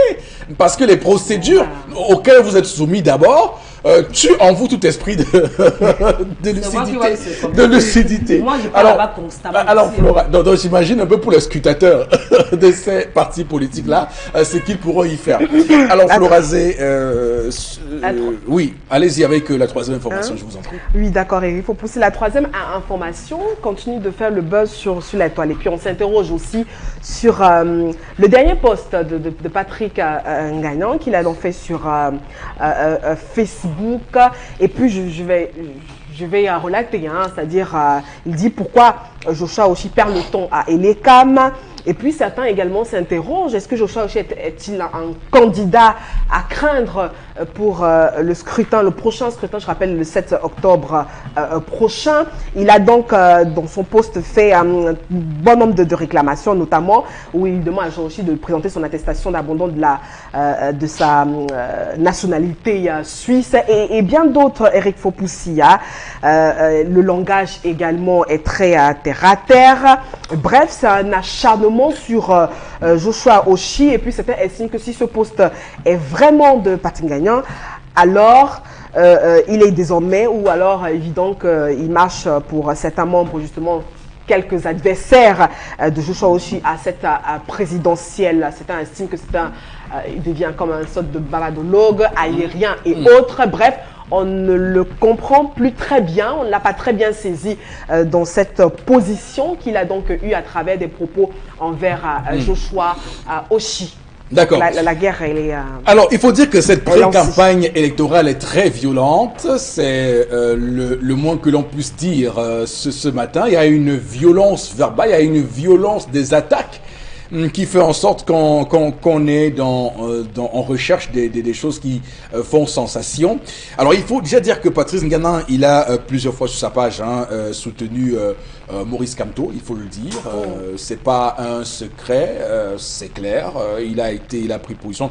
D'ailleurs, il y a des personnes qui ont demandé au MRC de se désolidariser de ce soutien un peu encombrant. Parce que vous savez, Patrice Ngagnan, c'est un personnage sulfureux, il est trop controversé quand même. Hein. Souvenez-vous de ce qu'il avait dit du président de la République et cette balle qu'il mettrait, ce qu'il a dit de Chantal Biya, la première dame. Donc c'est pour dire que c'est un personnage controversé. Et là, il tire sur tout ce qu'il bouge, j'ai l'impression. C'est-à-dire, il tire sur le pouvoir en place, il tire sur l'opposition. Bon, Bengan, comment vous appréciez cela? Parce qu'il est quand même invraisemblable que Joshua Oshi, ils sont honnêtes, et qu'il était député à l'état suisse. Voilà. Non, mais vous qui étiez à l'école... Nous n'avons pas de ministre français. Vous qui étiez à l'école, vous savez bien qu'il existe un courant de pensée qu'on appelle les anarchistes. Oui. Bon, il peut peut-être s'inscrire dans ce courant-là. Mais toujours est-il que Joshua Oshi, c'est un député. Oui. Est-ce que là, j'ai jamais été candidat à la députation, mais est-ce que on ne vérifie pas la nationalité quand on veut? Parce que je me rappelle également que Mongo Betty, sa candidature avait été rejetée lors de législative de mai 1997 parce qu'il ne bénéficiait pas de la nationalité camerounaise.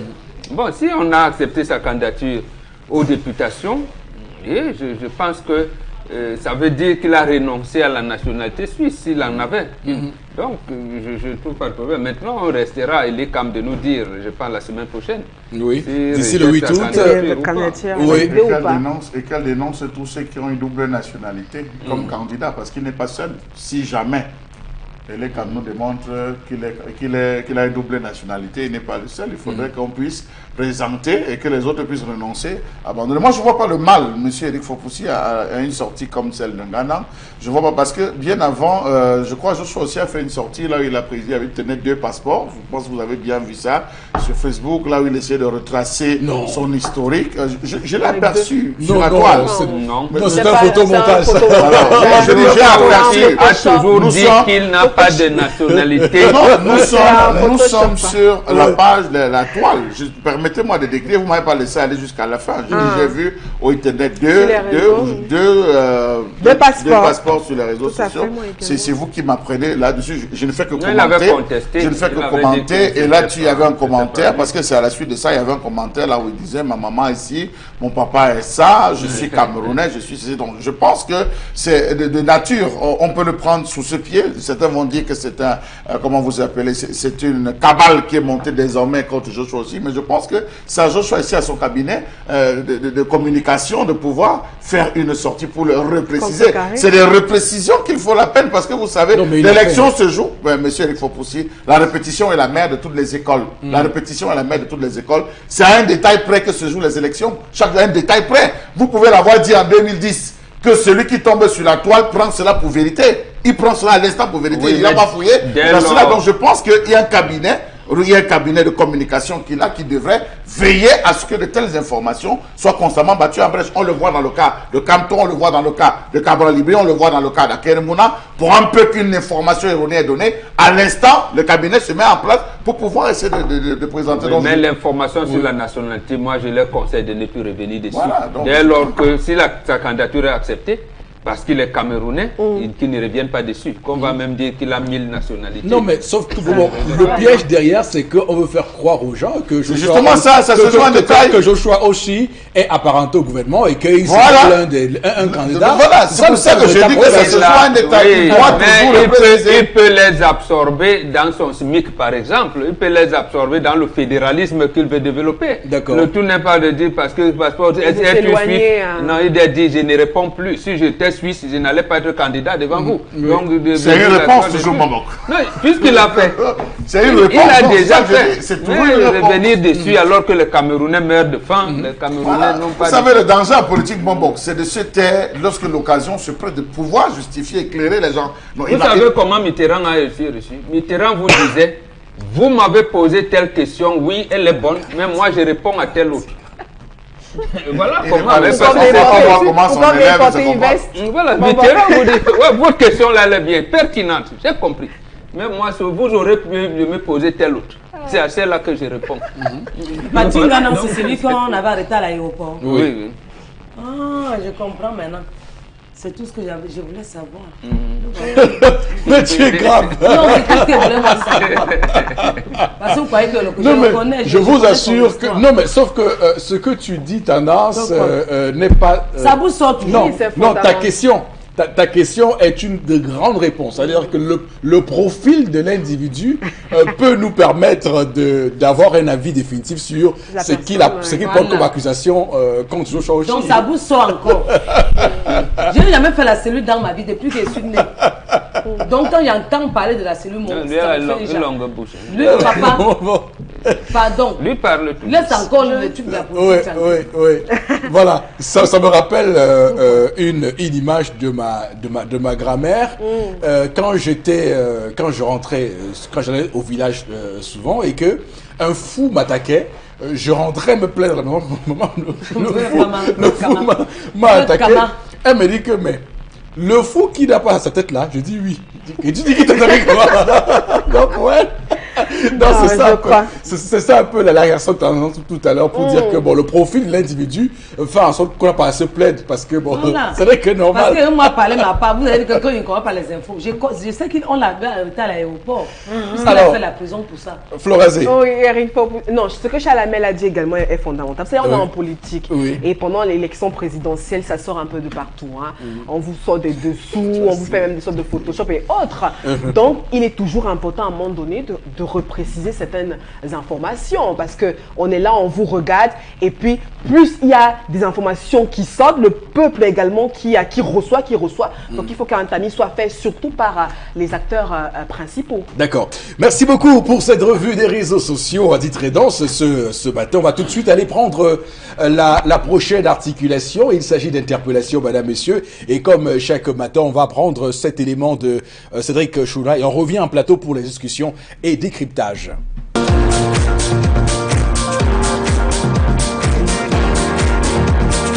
Le développement est qu'il faut que vraiment le gouvernement pense aux jeunes.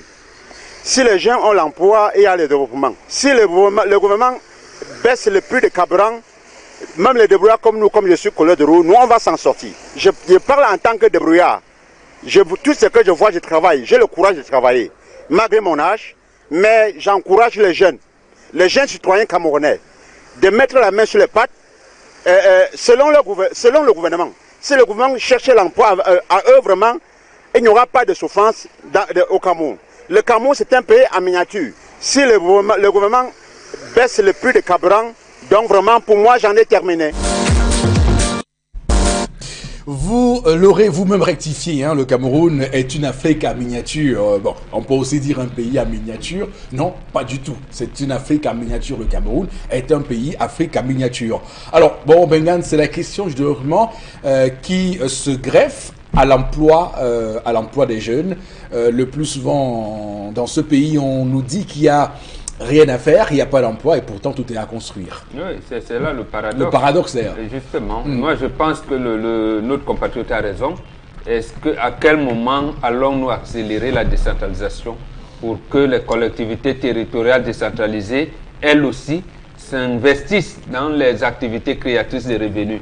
Parce que l'État nous a montré à plusieurs reprises qu'elle ne pouvait plus créer des emplois, mais également que le même État ne peut pas accompagner le secteur privé, malgré le discours du secteur public-privé, mais l'État n'accompagne pas le secteur privé, ou alors ne s'associe pas au secteur privé pour créer les conditions de développement dans notre pays.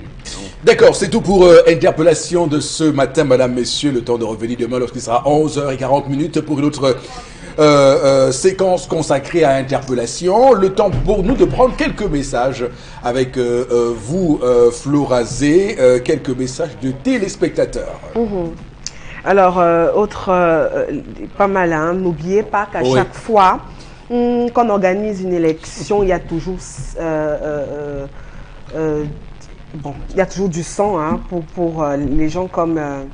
non, il y a certains messages qu'on va vous censurez ce message, oui. c'est clair. Oui, on ne peut pas. Alors, l'enseignement du primaire est remis en cause par certains directeurs, justement avec des établissements clandestins, les élèves en classe supérieure parce qu'ils sont trop âgés. Ou allons-nous juste... Et quelle formation donner à nos enfants? C'est Phoenix qui réagit. Autre message, que nos gouvernants sachent que le pire, hein, la pire des guerres, c'est la guérilla. Donc, voilà. La guérilla urbaine. Elle a déjà assez duré. Donc, il est temps qu'on passe aux négociations.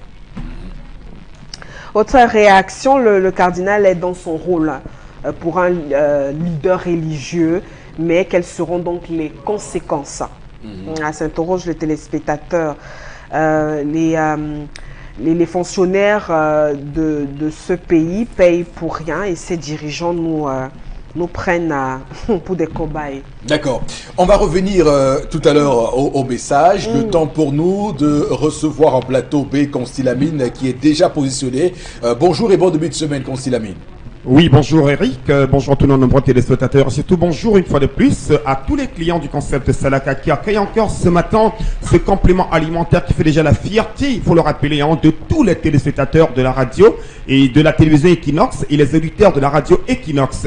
Alors ce matin, je viens encore m'adresser à vous qui me regardez en ce moment. Vous êtes bien sûr victime d'un diabète, vous avez le diabète, vous avez un début de diabète. C'est donc l'occasion plus que jamais de consommer régulièrement le 22 oméga 3 qui est donc ce complément alimentaire qui permet de réduire les complications du diabète. Le 22 oméga 3 nous permet également, permet également de prévenir les AVC. Le 22 oméga 3 permet également de réguler le taux de cholestérol dans le sang, de réduire naturellement la pression artérielle. Le 22 oméga 3 permet également de faciliter la guérison des inflammations. Il permet également de rendre de plus en plus souples nos articulations. Pour tous ceux qui ont les problèmes d'articulation, c'est donc l'occasion plus que jamais de consommer dès à présent le 22 oméga 3 qui, je rappelle, est un complément alimentaire pas comme les autres. Oui, il faut également rappeler que sa consommation régulière est sans effet secondaire dans l'organisme. Vous n'aurez aucun problème quand vous allez consommer l'oméga 3 parce qu'il est un complément alimentaire.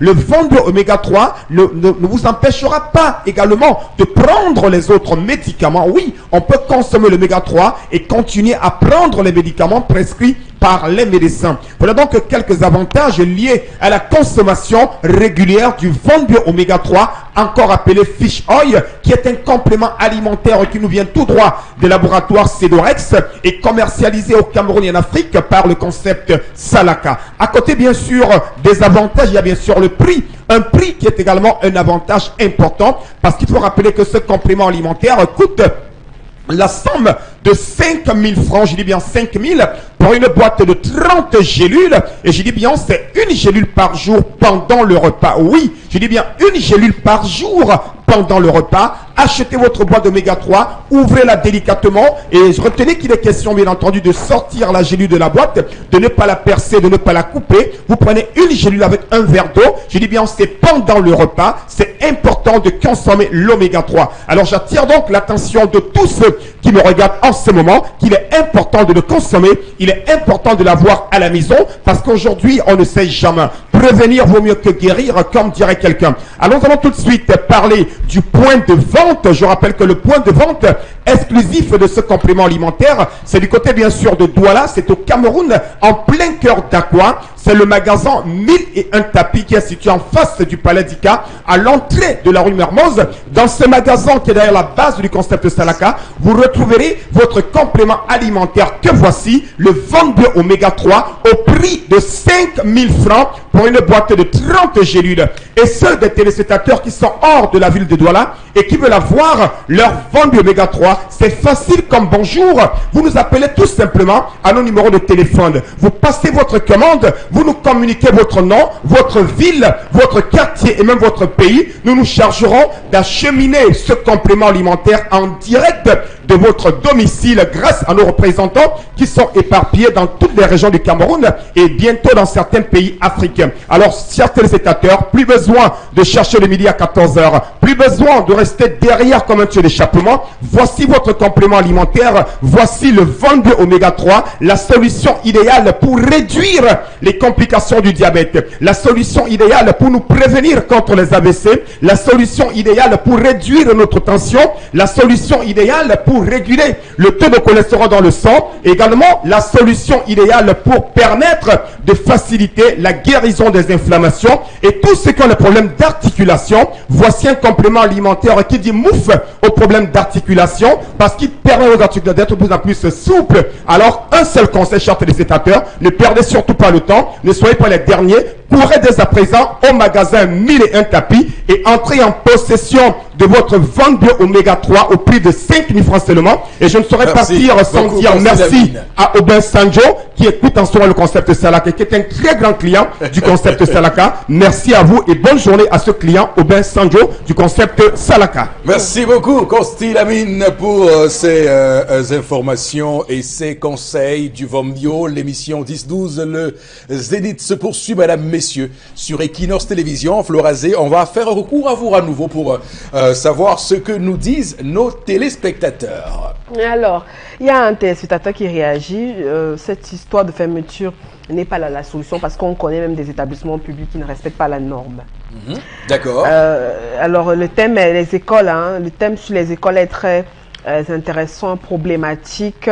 La responsabilité de l'État, quoi qu'on déplore, car l'État fait des lois et doit les faire appliquer, les réguler aussi selon les limitations sociales et doit punir les hors la loi. Bon, on constate qu'il y a une forte demande des citoyens de respecter la loi et que l'État devient efficace dans ses politiques de réglementation de la vie sociale au Cameroun. Absolument. Dans tous les messages qu'on lit, c'est fou, c'est incroyable ce qu'on lit là. Lorsque l'État, j'allais dire tous les États du monde vous disent approcher l'administration des administrés, c'est ce que ça veut dire. Oui. Et ça veut dire la chose simple suivante, réconcilier l'État et la nation. C'est-à-dire que le citoyen doit se reconnaître dans toutes ces institutions. L'école, l'hôpital, la justice, ainsi de suite, ainsi de suite. Quand vous allez vous inscrire à Elecam, parce que vous devez avoir l'impression que le bulletin de vote va changer quelque chose. Oui. Lorsque vous allez porter plainte contre quelqu'un au commissariat brigade gendarmerie ou vous allez saisir le procureur de la République ou le juge d'instruction, Oui. parce que vous savez qu'on va rétablir la loi. D'accord. Lorsque vous dites, un bon politique vous dit oui, et disez-moi le maire, toutes les routes secondaires du quartier, je vais les... Il doit les faire, les marchés, ainsi de suite. Mais lorsque rien ne va, même les ordures ménagères, vous avez épulsé les macabots, le truc, vous ne savez pas où mettre les ordures. Ça devient un problème. D'accord.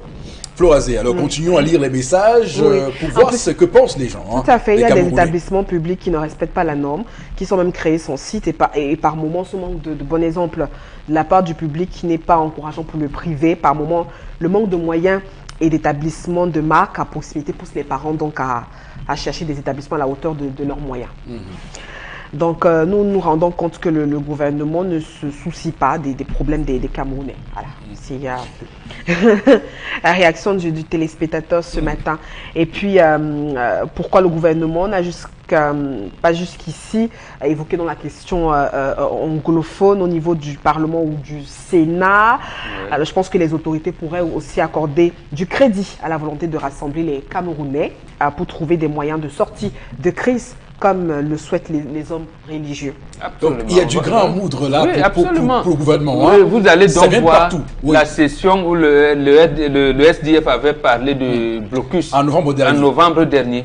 Et vous voyez, ça nous retombe à la face. On disait au gouvernement, vous avez fait des missions, Chalamel a rappelé quelques-unes là tout à l'heure, mais rendez compte à la représentation nationale. Qu'avez-vous vu? Qu'est-ce que les populations vous ont dit? Qu'est-ce qui se passe réellement? Personne ne vous dit rien et après on va vous dire mais non, ces gens-là ne veulent pas du bien du pays. Ils ne veulent pas...